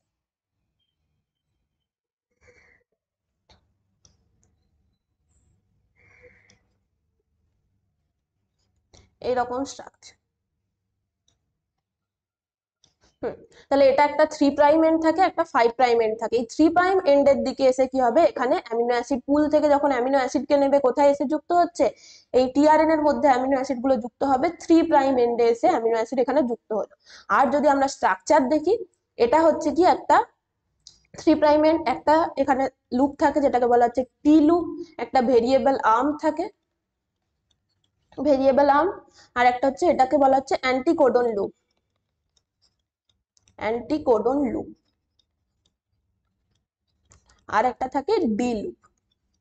তাহলে এই স্ট্রাকচারটা মনে রাখলে ইজিলি আমরা মনে রাখতে পারবো। এখানে কি থাকে, তিনটে এরকম নিউক্লিওটাইড থাকে যেগুলোকে বলছি আমরা অ্যান্টিকোডন। তাহলে এটা যদি এমআরএনএ সিকোয়েন্সে এরকম ভাবে এখানে ধরলাম ইউ এ জি আছে, তাহলে এই অ্যান্টিকোডন সাইডে এখানে কি থাকবে এ ইউ সি, এরকম ভাবে হচ্ছে কি পরপর থাকে। তাহলে এখানে হচ্ছে কি যদি থাকে ইউ এ জি ইউ এরকম ধরলাম আছে, তাহলে এখানে কি থাকবে ইউ সি এ, এইরকম ভাবে। তাহলে যেখানে এমআরএনএ কোডন থাকবে তার যে পরিপূরক বেস পেয়ার সমূহ অ্যান্টিকোডন সাইটে থাকবে সেগুলো হচ্ছে কি এইগুলো। তাহলে অ্যান্টিকোডন প্রেজেন্ট থাকে কোথায়, টিআরএনএ, কোডন থাকে এমআরএনএ। নেক্সট কি বলেছে যে পলিস্যাকারাইড পরীক্ষা করা হয় কিসের মাধ্যমে। পলিস্যাকারাইড মানে হচ্ছে কি আমাদের যে স্টার্চ মলিকুল, বিভিন্ন ধরনের যত সমস্ত যে পলিস্যাকারাইডের মধ্যে কি থাকছে স্টার্চ, তারপর হচ্ছে কি যে স্টোরেজ পলিস্যাকারাইড, গ্লাইকোজেন হতে পারে, বিভিন্ন ধরনের, এগুলো কি দিয়ে পরীক্ষা করা হয়। একটা কমন দেখবে যারা বায়োলজি ল্যাবে আমরা একটা এক্সপেরিমেন্ট করে থাকি ক্লাস 11-12-এ, কি হয় যে আলুটাকে এরকম করে কেটে নেওয়া হয়, দিয়ে আলুর মধ্যে কি আছে পলিস্যাকারাইড আছে, স্টার্চ আছে, দিয়ে তার মধ্যে আয়োডিনের কয়েক ফোঁটা এখানে আমরা দিয়ে দিলাম। তখন কি দেখবো রেজাল্টটা, যদি স্টার্চ প্রেজেন্ট থাকে তাহলে আলুর মধ্যে স্টার্চ আছে, কালারটা চেঞ্জ হয়ে সেটা কি হয়ে যায়, যখনই আয়োডিন আমরা যোগ করলাম তখন কি হয় এটার কালারটা চেঞ্জ হয়ে ব্ল্যাক বা একটা ব্লু কালার দিয়ে দেয়, ব্ল্যাক অর ব্লু এরকম যদি কালার দেয়, কালার চেঞ্জ হয়, তাহলে সেটা থেকে বুঝতে পারবো কি সেখানে পলিস্যাকারাইড বা স্টার্চ প্রেজেন্ট আছে। এই পরীক্ষাটা কিসের মাধ্যমে করা হয়, আয়োডিন, এটা সবাই করে থাকবে ল্যাবের মধ্যে। তাহলে এই যে পরীক্ষাটা আরেকটা কমন তোমরা কোথায় দেখবে বলো তো, এখন দেখবে যে ইউটিউবে বেশিরভাগ যে খাবার ফুড ব্লগাররা গিয়ে কি করে পনিরকে টেস্ট করে, পনিরের মধ্যে এরকম আয়োডিন দিয়ে দেয়, দিয়ে টেস্ট করে যে সেটা কালার চেঞ্জ হচ্ছে কিনা। তাহলে এটা কখনো ভেবেছো যে এইরকম টেস্টটা কেন করছে, সেম এই যে পদ্ধতিটাকে কাজে লাগানো হচ্ছে। পনির মানে সেটা হচ্ছে কি মিল্ক প্রোডাক্ট, তাহলে আমাদের থাকার কথা কি সেখানে ফ্যাট থাকবে আর প্রোটিন থাকবে, প্রোটিন থাকবে, ফ্যাট আর প্রোটিন দিয়ে তৈরি হবে। পনির মানে কি দুধ থেকে তৈরি হচ্ছে, তাহলে ফ্যাট আর প্রোটিন ছাড়া কিছু থাকবে না। কিন্তু কি দেখা যায় যে বিভিন্ন দোকানে যে যাতে ওটার ওজনটাকে বাড়ানো যায় তখন কি করে ময়দা বিভিন্ন যে স্টার্চ জাতীয় পদার্থগুলোকে ওটার সাথে মিশিয়ে দিচ্ছে যাতে সেটার ওজনটাকে বৃদ্ধি করা যায়, সেটাকে বলা হয় কি ফুড অ্যাডাল্টারেশন। তাহলে ফুড অ্যাডাল্টারেশন যদি করা হয় তাহলে সেখানে কি হবে, যখন আমরা সেই পনিরটাকে টেস্ট করব তার মধ্যে যদি আয়োডিন দিই, যদি দেখি সেটা ব্লু বা ব্ল্যাক কালার দিচ্ছে, তার মানে বুঝে যাব কি তার মধ্যে যে শুধু ফ্যাট আর প্রোটিন নেই, কোনো না কোনো ভাবে স্টার্চ বা পলিস্যাকারাইড মলিকুল সেটার মধ্যে মিশে আছে। তাহলে এইভাবে আমাদেরকে কি হয় এই আয়োডিন পরীক্ষার দ্বারা বুঝতে সাহায্য করে। তাহলে এটা হলো। নেক্সট কোশ্চেনে যাই আমরা, যে নিচের কোনটির পলিমারাইজেশনের ফলে আর্থ্রোপোডা পর্বভুক্ত প্রাণীর কাইটিন যুক্ত বহিঃ কঙ্কাল গঠিত হয়। তাহলে কাইটিন যুক্ত যে বহিঃ কঙ্কাল কি দিয়ে তৈরি হচ্ছে, যেগুলো আমাদের আর্থ্রোপোডা গ্রুপ আছে, মানে কি আমরা ককরোচের ক্ষেত্রে পাবো, আরশোলার ক্ষেত্রে পাবো, বিভিন্ন ধরনের যেগুলো ক্র্যাবস কাঁকড়া আছে, লবস্টার আছে, এগুলোর ক্ষেত্রে সমস্তগুলোর যে বাইরের একটা খোলসের মধ্যে যে স্ট্রাকচারটা তৈরি হচ্ছে সেটাই কি দিয়ে তৈরি, কাইটিন দিয়ে তৈরি। এই কাইটিনটা আর কিছুই না, পলিমারাইজেশন, কিসের polymerization, NAG, NAG, N acetyl glucosamine, N acetyl glucosamine, NAG গুলো পরপর এরকম কি হচ্ছে ন্যাগ মলিকুলস গুলো যুক্ত হয়ে এই কাইটিন স্ট্রাকচার গঠন করে। তাহলে সবসময় মনে রাখতে হবে যে এন অ্যাসিটাইল গ্লুকোসামিন কোথায় প্রেজেন্ট থাকে, কাইটিনের কাইটিনিয়াস যে এক্সোস্কেলিটনে প্রেজেন্ট থাকবে। এছাড়াও আরেকটা জিনিস তোমরা সবাই লেখো যে পেপটাইডোগ্লাইকেন, পেপটাইডোগ্লাইকেন আমরা কোথায় পাই, ব্যাকটেরিয়াল সেল ওয়ালের মধ্যে পেয়ে থাকি। এই ব্যাকটেরিয়াল সেল ওয়াল যে পেপটাইডোগ্লাইকেন পাই সেখানে কোন কোন এরকম মলিকুলস দিয়ে তৈরি হচ্ছে, এখানেও কিন্তু আমরা একটা কমন মলিকুলস পেয়ে থাকি। তাহলে পেপটাইডোগ্লাইকেনস কি দিয়ে তৈরি হচ্ছে, পেপটাইডোগ্লাইকেনের যে স্ট্রাকচার সেটা কি দিয়ে তৈরি হবে, এরকম রিপিটেটিভ যে ন্যাগ আর ন্যাম, এন অ্যাসিটাইল গ্লুকোসামিন আর এন অ্যাসিটাইল মিউরামিক অ্যাসিড, এই ন্যাগ আর ন্যাম এই দুটো স্ট্রাকচার দিয়ে কি তৈরি হয়, আমাদের যে ব্যাকটেরিয়াল সেল ওয়ালের পেপটাইডোগ্লাইকেন লেয়ারটা তৈরি হচ্ছে। এটাও একটা ইম্পর্টেন্ট কোয়েশ্চেন। নেক্সট তাহলে আমরা 22-এর কোশ্চেনটা দেখে নিই, কি বলেছে যে কোন সূত্র দ্বারা বর্ণিত হয় যে প্রতি 10 ডিগ্রি টেম্পারেচার বৃদ্ধিতে বিপাক ক্রিয়া দ্বিগুণ হয়। তাহলে বিপাক ক্রিয়া বলতে চেয়েছে কি মেটাবলিজম প্রসেস, মানেই আমরা কি জানি মেটাবলিজম আলটিমেটলি সেটা এনজাইমেটিক অ্যাক্টিভিটি, কোনো না কোনো এনজাইমের ক্রিয়া হচ্ছে সেখানে। তাহলে মেটাবলিজম মানে আমাদের কোশ্চেনটার দ্বারা ইনডিরেক্টলি বোঝাতে চেয়েছে যে যদি 10 ডিগ্রি টেম্পারেচার আমরা বৃদ্ধি করি তাহলে আমাদের এনজাইমেটিক এফেক্টে কি, তার যে এনজাইমেটিক অ্যাক্টিভিটিতে তার এফেক্টটা কি হবে। তাহলে একটা জিনিস আমাদের মনে রাখতে হবে, এই যে যত সমস্ত আমরা এনজাইমের কথা বলছি, ম্যাক্সিমাম আমাদের হিউম্যান বডিতে যে এনজাইমগুলো কাজ করতে পারে একটা অপটিমাম টেম্পারেচার যেটা হচ্ছে কত 25 থেকে 40 ডিগ্রি সেন্টিগ্রেড, মোটামুটি এই টেম্পারেচারে সব থেকে ভালো এনজাইমেটিক অ্যাক্টিভিটি হবে। এর থেকে যদি আমরা হায়ার টেম্পারেচার দিই 50 ডিগ্রি সেন্টিগ্রেড, 60 ডিগ্রি সেন্টিগ্রেড বা আরো বেশি যদি টেম্পারেচার দিই, সেখানে কি হবে, এনজাইমের মধ্যে কি আছে, প্রোটিন স্ট্রাকচারগুলো আছে, তাহলে প্রোটিনগুলো কি হবে, ডিন্যাচিওর হয়ে যাবে বা সেগুলো নষ্ট হয়ে যাচ্ছে, তাহলে সেই এনজাইমটা কাজ করতে পারবে না। তাহলে সেক্ষেত্রে মনে রাখতে হবে যে সমস্ত, আবার যদি বলি একদম very low temperature 5 degree, 10 degree, 15 degree এরকম টেম্পারেচার দিচ্ছি, তখনও কিন্তু এনজাইমেটিক অ্যাক্টিভিটি সেরকম ভাবে হবে না। এই রেঞ্জের মধ্যেই এনজাইম কাজ করবে। এছাড়াও কি জিনিস, যে এনজাইমের অ্যাক্টিভিটির জন্য দুটো ফ্যাক্টর, একটা দেখলাম আমরা টেম্পারেচার, আরেকটা হচ্ছে কি প্রত্যেকটা এনজাইম তার নিজস্ব যে তার অপটিমাম পিএইচ এ কাজ করে। যদি আমরা ধরি যে একবার ডাইজেশনের চ্যাপ্টারে আমরা কি পড়েছিলাম, যে বিভিন্ন যে প্রোটিওলাইটিক এনজাইম, পেপসিন দেখেছি কি একটা অ্যাসিডিক কন্ডিশনে কাজ করে, পিএইচ 1.82 এরকম কন্ডিশনে কাজ করে। অপরপক্ষে যদি আমরা যাই যে ট্রিপসিন, কাইমোট্রিপসিন, এই সমস্তগুলো কি করে, যে প্যানক্রিয়াটিক জুস থেকে যেগুলো রিলিজ হচ্ছে সেগুলো স্মল ইন্টেস্টাইনের মধ্যে, যেগুলো বেসিক কন্ডিশনে পিএইচটা কত 8 এর কাছাকাছি এরকম পিএইচ এ কাজ করছে। তাহলে আমরা কি দেখছি যে প্রত্যেকটা আলাদা আলাদা এনজাইমে তার নিজস্ব অপটিমাম পিএইচ আছে যেখানেই তারা কাজ করতে পারবে। আর টেম্পারেচারটা হচ্ছে কি সবার ক্ষেত্রে অন এন এভারেজ এটা ধরা হয়। তাহলে এই টেম্পারেচারের মধ্যেই রেঞ্জটা করবে। তার মানে আমরা যদি ধরি প্রথমে টেম্পারেচার ছিল 30 ডিগ্রি সেন্টিগ্রেড, সেখানে যদি আমাদের বিক্রিয়ার রেট ছিল এক্স, তাহলে যদি টেম্পারেচারটাকে বাড়িয়ে আমরা 40 ডিগ্রি করি, দেখবো কি যে বিক্রিয়ার হারটা দ্বিগুণ হয়ে যাচ্ছে, সেটা হচ্ছে কত 2x হয়ে যাচ্ছে। এই যে সূত্রটা দিয়েছিলেন কে, বিজ্ঞানী ভ্যান অফের সূত্র। তার মানে সবসময় মনে রাখতে হবে যে যদি আমরা 10 ডিগ্রি টেম্পারেচার বৃদ্ধি করি, মেটাবলিজমের রেট বা এনজাইমের অ্যাক্টিভিটির রেট বাড়ছে, কিন্তু সেটা সবসময় অপটিমাম রেঞ্জের মধ্যে যদি থাকে তাহলেই হবে। আমরা যদি বলি 50 থেকে 60 করলাম, 60 থেকে 70 করলাম, এনজাইম তখন কাজ করবে না। এনজাইমের টেম্পারেচার 10 ডিগ্রি বৃদ্ধি করলে যে দ্বিগুণ বৃদ্ধি পাবে, তার পরিবর্তে কি হচ্ছে, এনজাইম আর কাজ করছে না, এনজাইমের স্ট্রাকচারটাই নষ্ট হয়েছে। তাহলে মনে রাখতে হবে এই যে সূত্রটা কাজ করবে কোথায়, এই রেঞ্জের মধ্যেই কাজ করবে। তাহলে আমাদের যদি এরকম করে বাড়িয়ে বাড়িয়ে বলে দেয় যে 50 ডিগ্রি 60 ডিগ্রি টেম্পারেচার, তার মানেও যে আমরা এটাকে ডবল ডবল করে যাবো, এরকম কিন্তু নয়। এটা হচ্ছে কি এই রেঞ্জের মধ্যে যখন থাকবে, তখন যদি আমরা টেম্পারেচারকে 10 ডিগ্রি বৃদ্ধি করি, তাহলেই এই এফেক্টটা দেখতে পাবো। এটা খুব ইম্পর্টেন্ট। নেক্সট কি বলেছে, যে একটি সরলতম অ্যামাইনো অ্যাসিড হলো, এটার অ্যান্সার সবাই লেখো নিজেরা। সরলতম অ্যামাইনো অ্যাসিড মানে কি, আমাদের যে অ্যামিনো অ্যাসিডের স্ট্রাকচার আমরা কি দেখলাম, C, COOH, এদিকে হচ্ছে একটা NH2 গ্রুপ থাকছে, আর তার সাথে কি থাকবে এখানে আর গ্রুপ, আর এখানে এইচ। তাহলে যদি সব থেকে সিম্পলেস্ট স্ট্রাকচার হতে হয়, তাহলে এই যে সাইড চেনটা আছে, আর এর জায়গায় কি থাকতে হবে, এইচ থাকতে হবে। সব থেকে সিম্পল হচ্ছে কি শুধুমাত্র একটা হাইড্রোজেন আয়ন যদি যুক্ত হয়ে যায়, তাহলে এই যে কন্ডিশনটা, সেটা হচ্ছে সরলতম স্ট্রাকচার বা সরলতম অ্যামিনো অ্যাসিডের একটা স্ট্রাকচার। তাহলে এই যে অ্যামিনো অ্যাসিডের স্ট্রাকচারটা, এটা কোন অ্যামিনো অ্যাসিডের স্ট্রাকচার, এটা হচ্ছে কি গ্লাইসিনের স্ট্রাকচার। তাহলে অপশন কি হবে এ। তাহলে সিম্পল মানে মনে রাখতে হবে শুধুমাত্র যে যে সাইড চেনের পরিবর্তে সেখানে কি কি থাকতে পারে, বিভিন্ন গ্রুপ থাকতে পারে, CH2 CH3 থাকতে পারে, আরো বড় সাইড চেন থাকতে পারে, শুধুমাত্র CH3 থাকতে পারে। তাহলে সেইগুলোর পরিবর্তে কি হচ্ছে আমাদের, যখন শুধুমাত্র এইচ থাকবে, সেটা হচ্ছে কি গ্লাইসিনের স্ট্রাকচার। নেক্সট কি বলেছে, যে একটি কার্বোহাইড্রেটের সাধারণ রাসায়নিক গঠন কি হওয়া উচিত।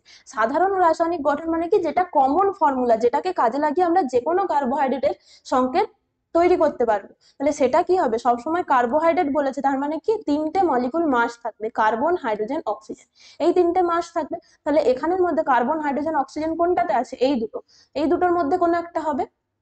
তাহলে ইজিলি আমরা কি করতে পারছি, এখান থেকে এই দুটোকে বাদ দিয়ে দিতে পারছি। CHO নেই, CHO যদি পুরোটাই থাকতে হয়, এখানে আমরা কি দেখছি 3 আছে, 7 আছে, তাহলে কোনোভাবেই এন এর জায়গায় আমরা যে কোনো যদি নাম্বার বসাই, একদম আমরা যদি সিম্পল কার্বোহাইড্রেট ধরি C6H12O6, এই স্ট্রাকচারটাকে কি কোনোভাবে আনতে পারবো? তাহলে সব থেকে যে সরলতম কার্বোহাইড্রেট, তার স্ট্রাকচারও কি আমরা এটার মাধ্যমে আনতে পারবো না। এন এর জায়গায় যদি 2ও বসাই, C6 হবে, কিন্তু এইচ কত হয়ে যাচ্ছে, H14 হয়ে যাবে, আর ও কত হচ্ছে O2। এটা কোনোভাবেই সিম্পল স্ট্রাকচারটা পর্যন্ত আমরা পৌঁছতে পারছি না।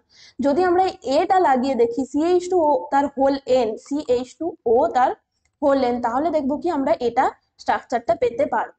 তাহলে এখানে যদি আমরা এন এর পরিবর্তে 6 বসাই, তাহলে কি হচ্ছে এই স্ট্রাকচারটা পাচ্ছি।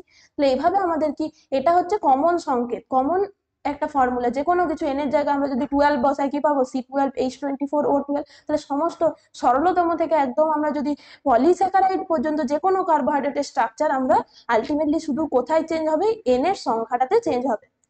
তাহলে এটা অপশন এ কারেক্ট হবে। নেক্সট কি বলেছে যে পলিনিউক্লিওটাইডের মধ্যে নিউক্লিওটাইডগুলি পরস্পর কোন বন্ধন দ্বারা যুক্ত থাকে সেটা জানতে দিচ্ছে। তাহলে নিউক্লিওটাইড মানে কি, একটা নিউক্লিক অ্যাসিডের মধ্যে পরপর নিউক্লিওটাইড গুলো এরকম ভাবে যুক্ত হতে পারে। নিউক্লিওটাইড যুক্ত হওয়া মানে কি, নিউক্লিওটাইডের মধ্যে কি থাকছে আমাদের, এটা ধরলাম একটা নিউক্লিওটাইড, এটা একটা নিউক্লিওটাইড। তাহলে এই নিউক্লিওটাইডের যেটা ব্যাকবোন তৈরি করছে কি, সুগার মলিকুল, সুগার ফসফেট, আর পরেরটাতেও কি আছে, সুগার ফসফেট আছে। তাহলে একটা নিউক্লিওটাইডের সুগার মলিকুলের সাথে পরবর্তী নিউক্লিওটাইডের যে ফসফেট গ্রুপ আছে তারা পরপর বন্ধনীর মাধ্যমে যুক্ত হয়। তাহলে যেটা হচ্ছে আমাদের সুগার আর ফসফরাস বা ফসফেট গ্রুপের মধ্যে যে বন্ডগুলো তৈরি হয় সেটা আগেই বললাম কি, ফসফোডাইস্টার বন্ড। তাহলে পলিনিউক্লিওটাইড যে চেইন তৈরি হচ্ছে, সবসময় মনে রাখতে হবে একটা নিউক্লিওটাইডের সুগার মলিকুল অপর যে পলিনিউক্লিওটাইড, তার যে পরের নিউক্লিওটাইড আছে তার ফসফেট গ্রুপের সঙ্গে যুক্ত হবে। তাহলে এস আর পি এর মধ্যে যেটা বন্ড হচ্ছে ফসফোডাইস্টার বন্ড। এরপর হচ্ছে কি, পলিনিউক্লিওটাইড মানে কি, আমরা ধরতে পারি নিউক্লিক অ্যাসিড, ডিএনএ বা আরএনএ। এই নিউক্লিক অ্যাসিডের মধ্যে বা ডিএনএ এর মধ্যে, আরএনএ এর মধ্যে আমরা তিন ধরনের মূলত বন্ড দেখতে পাই বা বন্ধনীগুলো পাই। একটা হলো এই যে সুগার আর ফসফেট মলিকুলের মধ্যে যেটা থাকছে ফসফোডাইস্টার। আর পাবো কি, দুটো নাইট্রোজেন বেসের মধ্যে যেগুলো থাকবে সেগুলো হচ্ছে কি আমাদের হাইড্রোজেন বন্ধনী, H2 বন্ড বা H বন্ড আমরা বলতে পারি, হাইড্রোজেন বন্ধনী থাকছে।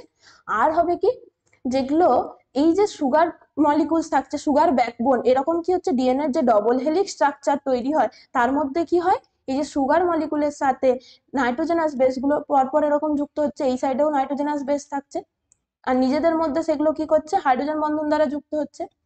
আর এই যে সাইডে সুগার মলিকুল বা সুগার ব্যাকবোনের সাথে নাইট্রোজেনাস বেস গুলো যখন যুক্ত হচ্ছে সেখানেও একটা বন্ধনী গঠন করে, সেটার নাম মনে রাখতে হবে কি, N glycosidic bond. N glycosidic bond. তাহলে এন গ্লাইকোসাইডিক বন্ড কোথায় থাকছে, সাইডের যে ব্যাকবোন সুগার মলিকুলের সাথে যখন নাইট্রোজেনাস বেস গুলো যুক্ত হবে সেখানে এন গ্লাইকোসাইডিক বন্ড পাবো। তাহলে এই তিনটে টাইপ মনে রাখতে হবে নিউক্লিক অ্যাসিডে আমরা পেয়ে থাকি। নেক্সট এই কোশ্চেনটা খুব গুরুত্বপূর্ণ, আমাদেরকে জেনে নিতে হবে কি, আইইউবিএমবি অনুসারে কতগুলি উৎসেচকের শ্রেণীতে আমরা ভাগ করি। তাহলে এই আইইউবিএমবিটা কি, একটা আমাদের অ্যাসোসিয়েশন বলতে পারি, যেখান থেকে এই যে বিভিন্ন যে, এটার ফুল ফর্মে আমরা কি পাবো, একটা international union for biomolecules and molecular biology, এরকম ফুল ফর্মটা একবার সবাই দেখে নেবে।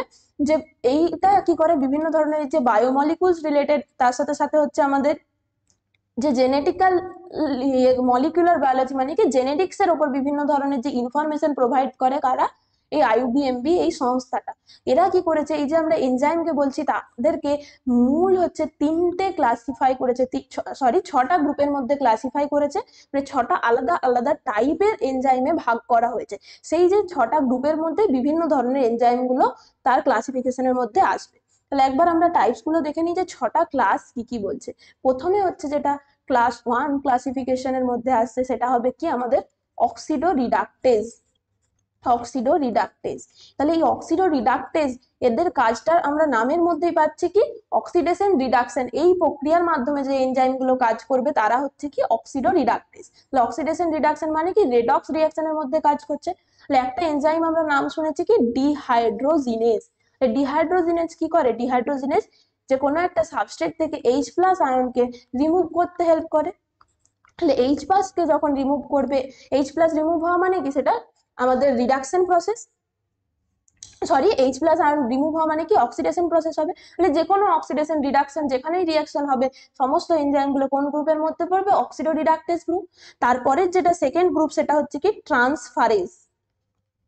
ট্রান্সফারেজ গ্রুপ, এই ট্রান্সফারেজ গ্রুপ কি করবে, ট্রান্সফারেজ গ্রুপের কাজ হচ্ছে কি, কোনো না কোনো আমাদের যে গ্রুপগুলোকে, সেটা হতে পারে hydroxyl group, carboxyl group, amino group, কোনো একটা অ্যালিফেটিক চেন আছে, যে কোনো গ্রুপকে, ফসফেট গ্রুপ হতে পারে, সেগুলোকে ট্রান্সফার করবে। বিভিন্ন যে ফসফোট্রান্সফারেজ এনজাইম আমরা পেয়েছি, তাহলে এটা হবে কি, ধরলাম একটা সাবস্ট্রেট আছে এস, তার সাথে একটা গ্রুপ যুক্ত আছে, একটা ধরলাম হাইড্রক্সিল গ্রুপ যুক্ত আছে বা একটা কার্বক্সিল গ্রুপ যুক্ত আছে, আরেকটা হচ্ছে কি এই রিঅ্যাকশনের মধ্যে দুটো সাবস্ট্রেট কাজ করবে, S1 একটা সাবস্ট্রেট ধরলাম। এরপর এনজাইমেটিক রিঅ্যাকশনের পরে কি হবে, যে এই জি গ্রুপটাকে ট্রান্সফার করে দেবে অপর একটা সাবস্ট্রেটের কাছে, S1G প্লাস এস। এইরকম যে অ্যাক্টিভিটি গুলো হবে, মানে কি কোনো একটা ফাংশনাল গ্রুপকে যখন একটা সাবস্ট্রেট থেকে আরেকটা সাবস্ট্রেটের মধ্যে ট্রান্সফার করছে, সেই এনজাইম গুলো কি হবে, ক্লাস 2 এনজাইম বা ট্রান্সফারেজ এনজাইম। নেক্সট হচ্ছে 3 নাম্বার গ্রুপ, যেটা হচ্ছে আমাদের কি হাইড্রোলিজেস। হাইড্রোলিজেস, এই হাইড্রোলিজেস কোনগুলো, খুব কমন এনজাইম, যেগুলো আমরা ডাইজেস্টিভ এনজাইম দেখছি, কার্বোহাইড্রেট মলিকুলকে ভাঙছে, প্রোটিনকে ভাঙছে, লিপিডকে ভাঙছে, যে কোনো কিছু বন্ড ভাঙতে যখন কাজে লাগছে, ধারা হবে কি হাইড্রোলেজ এনজাইম। তাহলে হাইড্রোলেজ এনজাইমের ফাংশন মনে রাখবে, তো হবে কি এরা বন্ড ব্রেক করে। বন্ড ব্রেক করা মানে কি, প্রোটিনের মধ্যে কি আছে, পেপটাইড বন্ধনী দিয়ে যুক্ত আছে, তাহলে সেই পেপটাইড বন্ড গুলোকে ভাঙছে, দিয়ে কি করছে, এক একটা অ্যামিনো অ্যাসিডকে আলাদা করে দিচ্ছে। সেম ভাবে হচ্ছে কি যে পলিস্যাকারাইডকে ভাঙছে, পলিস্যাকারাইডের মধ্যে কি আছে, গ্লাইকোসাইডিক বন্ড আছে, সেগুলোকে ভাঙছে দিয়ে এক একটা করে আমাদের যে সিম্পল মনোস্যাকারাইডে পরিণত করছে। তাহলে যত ডাইজেস্টিভ এনজাইমস আমরা পড়েছি, অ্যামাইলেজ, তারপরে হচ্ছে কি সুক্রেজ, মল্টেজ, তারপরে হবে কি যেগুলো প্রোটিওলাইটিক্স এনজাইম, লাইপেজ, সমস্ত যে যতগুলো আমাদের যে বিভিন্ন বন্ড ব্রেকিং কোনো একটা পার্টিকুলার যে ম্যাক্রোমলিকুলস কে ভাঙছে, সেই সমস্ত এনজাইম গুলো সমস্তটা কোন গ্রুপের মধ্যে আসবে, হাইড্রোলেজ। নেক্সট হচ্ছে 4 নাম্বার গ্রুপ। 4 নাম্বার গ্রুপ যেটা হচ্ছে আমাদের লাইজ এনজাইম। লাইজ, এই লাইজ এনজাইমটা আমরা সব থেকে কমন কোথায় পেয়েছি, লাইজ এনজাইমটা আমরা একটা পেয়েছি যে ডিকার্বক্সিলেজ এনজাইম আমরা পড়েছি। সবাই বলো তো, ডিকার্বক্সিলেজ আমরা কয়েকটা ক্লাস আগে এই এনজাইমটার নাম পেয়েছিলাম, ডিকার্বক্সিলেজ, যেখানে হবে কি এই যে কার্বন ডাইঅক্সাইড গ্রুপকে বার করতে কাজে লাগে, কার্বন ডাইঅক্সাইড CO2 কে আলাদা করে দিচ্ছে, ডিকার্বক্সিলেজ। ডিহাইড্রোজিনেজ পেয়েছি, আর একটা এনজাইম হচ্ছে কি ডিকার্বক্সিলেজ, CO2 গ্রুপটাকে পুরোপুরি আমাদের যে রেসপিরেশন, ফটোসিনথেসিস, যেখানে হচ্ছে কি কার্বন ডাইঅক্সাইডকে রিলিজ করতে হবে, আলাদা করতে হচ্ছে, সেখানে এই ধরনের লাইজ গুলো কাজ করবে। লাইজ এর কাজ কি, এইরকম কম্পাউন্ডটা থাকে, ধরলাম সি, একটা করে গ্রুপ আছে XY, এই মাঝে এরা কি করবে, এদের প্রোডাক্ট হচ্ছে কি XY প্রোডাক্ট তৈরি করবে, plus C double bond C। এইরকম এনজাইমেটিক রিয়াকশন যদি দেয় পরীক্ষাতে, এরকম ডিরেক্ট তুলে দিতে পারে যে এটা একটা এনজাইমেটিক এফেক্ট বা একটা এনজাইমেটিক প্রসেস, এটা কোন এনজাইমের দ্বারা হচ্ছে বা কোন গ্রুপের দ্বারা হচ্ছে, তখন কি হবে, লাইজ এনজাইম। লাইজ এনজাইম কি করে, এরকম ভাবে প্রোডাক্ট তৈরি করে, এখানে XY আছে, আর মাঝখানে কি করে দেবে, এদের মধ্যে ডবল বন্ড তৈরি করে দেবে কার্বন মলিকুলস গুলোর সাথে। তাহলে এই ধরনের রিয়াকশন গুলো হচ্ছে লাইজ হবে। আর এনজাইমের উদাহরণ মনে রাখতে হবে কি, ডিকার্বক্সিলেজ, খুব একটা ইম্পর্টেন্ট। আর বাকি দুটো গ্রুপ হচ্ছে কি, আমরা এখানে দেখে নিই। 5 নাম্বার গ্রুপ, যেটা হচ্ছে আমাদের আইসোমারেজ বলে কিছু এনজাইম আছে। এই আইসোমারেজ মানে কি, তারা হচ্ছে স্ট্রাকচারাল আইসোমার তৈরি করবে, এক একটা তার যে কেমিক্যাল কম্পাউন্ড বা কেমিক্যাল কম্পোজিশন সেম, কিন্তু তার আলাদা আলাদা স্ট্রাকচার তৈরি করছে। তাহলে বিভিন্ন একটা এনজাইমেরই যে আইসোমার, স্ট্রাকচারাল আইসোমার হতে পারে, ফাংশনাল আইসোমার হতে পারে, এই ধরনের যে স্ট্রাকচার গুলো এনজাইমের তৈরি করতে হেল্প করে। তাহলে কোনো একটা সাবস্ট্রেট আছে, তার একটা স্ট্রাকচারাল আইসোমার তৈরি করে দিল, সেই ধরনের যে এনজাইমেটিক এফেক্ট গুলো, সেটা কার জন্য হচ্ছে, আইসোমারেজ। আর হবে কি, আইসোমারেজ এনজাইম আমরা কোথায় দেখেছিলাম, যে রেসপিরেশন প্রসেসেও কিন্তু আইসোমারেজ, যে গ্লুকোজ থেকে ফ্রুক্টোজ হচ্ছিল, সেটাও হচ্ছে কি, যে গ্লুকোজ 6 ফসফেট থেকে ফ্রুক্টোজ 6 ফসফেট, সেটা হচ্ছে কি আইসোমারেজ, স্ট্রাকচারাল আইসোমার তৈরি করছে। সেম ভাবে হচ্ছে কি লাস্ট গ্রুপ যেটা, সেটা হচ্ছে কি লাইগেজ বলে এনজাইম আছে কিছু। এই লাইগেজ এনজাইম সব থেকে কমন একটা উদাহরণ কোথায় বলো তো, কোথায় পেয়েছি আমরা লাইগেজ এনজাইম, জেনেটিক্স এর চ্যাপ্টারে আমরা আলোচনা করেছি লাইগেজ এনজাইম কোথায় কাজে লাগে। লাইগেজ এর উদাহরণ হচ্ছে কি ডিএনএ লাইগেজ। এই ডিএনএ লাইগেজ কোথায় কাজে লাগছিল, সবাই মনে করো কোথায় ছিল, যে ওকাজাকি খন্ডক গুলো যখন আমাদের যুক্ত হয়ে কি হচ্ছিল, যে ডিএনএ স্ট্র্যান্ড তৈরি করছিল, সেই ওকাজাকি খন্ডক গুলোকে যুক্ত করতে কে কাজে লাগছিল, লাইগেজ এনজাইম। তাহলে যে কোনো জায়গায় কোনো মলিকুলস কে যখন যুক্ত করতে যে এনজাইম গুলো কাজে লাগবে, লাইগেজ এনজাইম কাজে লাগবে। তাহলে এটা হচ্ছে কি, এই যে 6টা গ্রুপ আমরা ভালোভাবে আলোচনা করে নেব। তাহলে সবসময় মনে রাখতে হবে কি, যত আমরা দেখেছি যে বিভিন্ন চ্যাপ্টারে, জেনেটিক্স এর চ্যাপ্টারে হোক, ফটোসিনথেসিস হোক, রেসপিরেশন হোক, যত এনজাইম পড়েছি সবগুলোই হচ্ছে কি, তাদের যদি আমরা যে এফেক্ট গুলো বা অ্যাক্টিভিটি গুলোকে নিয়ে আমরা দেখি, গ্রুপ করি, তাহলে দেখবো এই 6টা গ্রুপেরই কোনো না কোনো গ্রুপের মধ্যে সব আসবে, সমস্ত এনজাইম এই গ্রুপের মধ্যে চলে আসবে।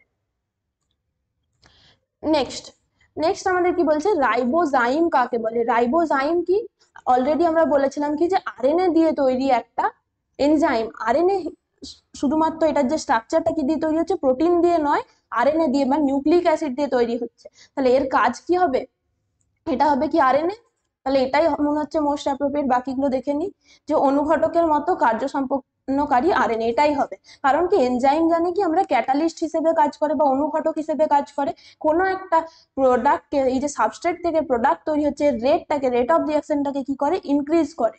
তাহলে একটা এরকম দেখবে বইয়ের মধ্যে একটা এরকম গ্রাফ আছে, যদি এই যে সাবস্ট্রেট থেকে প্রোডাক্ট তৈরি হতে যদি এনজাইম না থাকে, তাহলে এখানে ধরলাম সাবস্ট্রেট ছিল, প্রোডাক্ট যখন তৈরি হচ্ছে এতটা বেশি পরিমাণে এনার্জি লাগবে সাবস্ট্রেট থেকে প্রোডাক্ট তৈরি হতে গেলে, আর রেট অফ রিয়াকশনটাও কি হবে, টাইমটাও অনেক বেশি লাগবে। আর যখনই আমরা ক্যাটালিস্ট দিয়ে দিচ্ছি বা কোনো এনজাইম দিচ্ছি, তার যে অ্যাক্টিভেশন এনার্জিটা কি হয়, রিডিউস হয়ে যায়, দিয়ে কম টাইমের মধ্যে কম এনার্জিকে কাজে লাগিয়ে কি করবে, এনজাইমের উপস্থিতিতে সাবস্ট্রেট থেকে প্রোডাক্ট তৈরি হতে পারে। এই গ্রাফটা দেখবে সবাই বইয়ের মধ্যে দেওয়া আছে। এই দিকটা হচ্ছে কি অ্যাক্টিভেশন এনার্জি বলতে পারি বা পোটেনশিয়াল এনার্জিকে প্লট করছে, আর এই দিকটা হচ্ছে রেট অফ রিয়াকশন। নেক্সট আমরা হচ্ছে কি ক্যাটাগরি 2 এর কোশ্চেন গুলো নিয়ে আলোচনা করব। খুবই সহজ কয়েকটা কোশ্চেন আছে, এখান থেকে ক্যাটাগরি 2 এর কোশ্চেন আসতেই পারে। তাহলে গ্লাইকোসাইডিক বন্ধনী দ্বারা উপস্থিত থাকে, তাহলে গ্লাইকোসাইডিক একটা আমরা পড়েছি এন গ্লাইকোসাইডিক, সেটা হচ্ছে সুগার আর N2 বেসের মধ্যে। আর যদি বলে শুধু গ্লাইকোসাইডিক বন্ড, তাহলে মনে রাখতে হবে কি একটা সুগার মলিকুল আরেকটা সুগার মলিকুলস এর মধ্যে যে বন্ড সেটা হবে কি গ্লাইকোসাইডিক বন্ধন। তাহলে যত সমস্ত কার্বোহাইড্রেট আছে সবার ক্ষেত্রে আমরা কি পাবো, গ্লাইকোসাইডিক বন্ধনী পাবো। তাহলে গ্লাইকোসাইডিক বন্ধনী সুগার আর সুগারের মধ্যে হচ্ছে, তাহলে যে কোনো সেটা সিম্পল সুগারে থাকবে না, ডাইস্যাকারাইডস এর মধ্যেও কি থাকবে, পলিস্যাকারাইডস এর মধ্যে থাকবে। তারপরে হচ্ছে কি আমাদের যে স্টার্চ, সেলুলোজ, পেকটিন, গ্লাইকোজেন সমস্তগুলোর ক্ষেত্রেই আমরা তাহলে গ্লাইকোজেন বন্ধনী পাবো। এগুলো সমস্তটাই হচ্ছে কি আমাদের polysaccharide, starch, cellulose, glycogen, pectin. তাহলে এই কোশ্চেনটাতে এ বি সি ডি তিন সবগুলোই কি হবে, কারেক্ট হবে। সবসময় মনে রাখতে হবে উদাহরণে যাই কিছু দেওয়া থাক অপশনে, যেগুলোই হচ্ছে আমাদের কার্বোহাইড্রেট পাবো সেখানে কি থাকবে, গ্লাইকোসাইডিক বন্ধনী উপস্থিত থাকবে। নেক্সট কি বলছে যে নিচের কোন তথ্যগুলি সঠিক, কোন তথ্যগুলি সঠিক নিচে, যে কোনো কোনো ক্ষেত্রে প্রোটিনে সালফার ও ফসফরাস থাকে না, কোনো কোনো ক্ষেত্রে থাকে না বলেছে, তার মানে এটা ভুল। কমনলি আমরা দেখছি কি যে সালফার ফসফরাস কোনোটাতেই থাকছে না। সালফার শুধুমাত্র কোথায় দেখলাম, যে মিথিওনিন, তারপরে হচ্ছে কি আমাদের যে সিস্টেইন, ওটা হচ্ছে সালফার কন্টেনিং অ্যামিনো অ্যাসিড। তাহলে কিছু কিছু ক্ষেত্রেই আমরা শুধুমাত্র প্রোটিনের মধ্যে সালফার বা ফসফরাস পেতে পারি, সব ক্ষেত্রে বা কমনলি কিন্তু আমরা সালফার ফসফরাস পাচ্ছি না। তাহলে এখানে বলেছে কোনো কোনো ক্ষেত্রে থাকে না, মানে বোঝাতে চাইছে যে কি বেশিরভাগ ক্ষেত্রেই থাকে, তাহলে এটা ভুল আছে।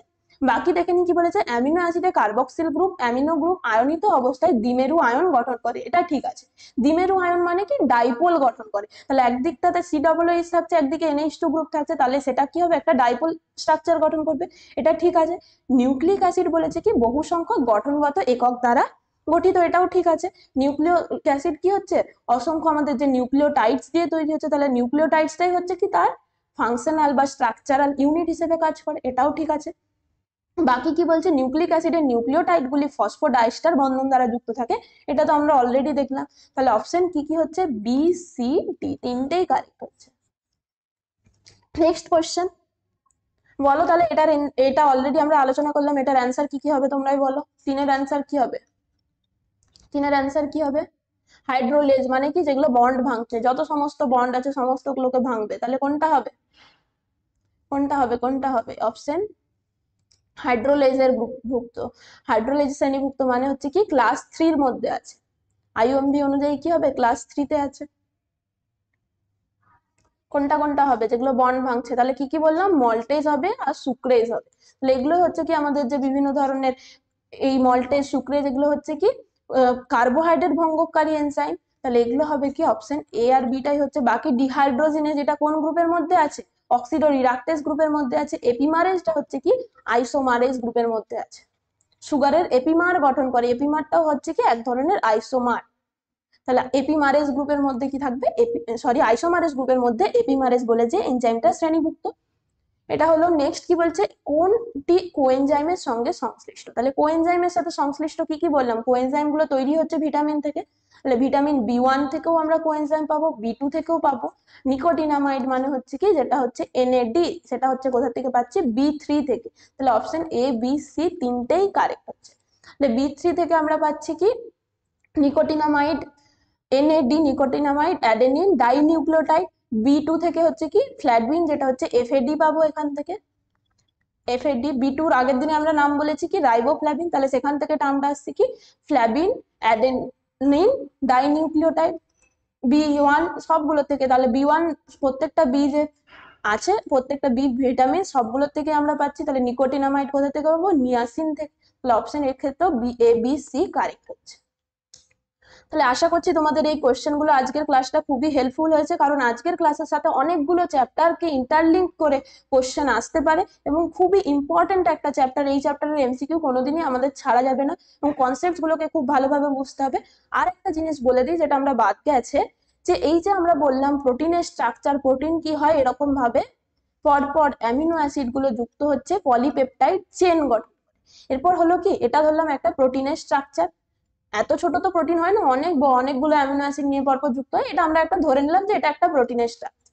তাহলে এটা যদি একটা প্রোটিন হয়, তার পরপর এগুলো হচ্ছে কি অ্যামিনো অ্যাসিড গুলো যুক্ত হয়েছে। তাহলে ফার্স্ট যে অ্যামিনো অ্যাসিডটা থাকবে, যেটা প্রোটিনের স্ট্রাকচারের প্রথম অ্যামিনো অ্যাসিড, সেটাকে বলা হয় কি এন টার্মিনাল অ্যামিনো অ্যাসিড।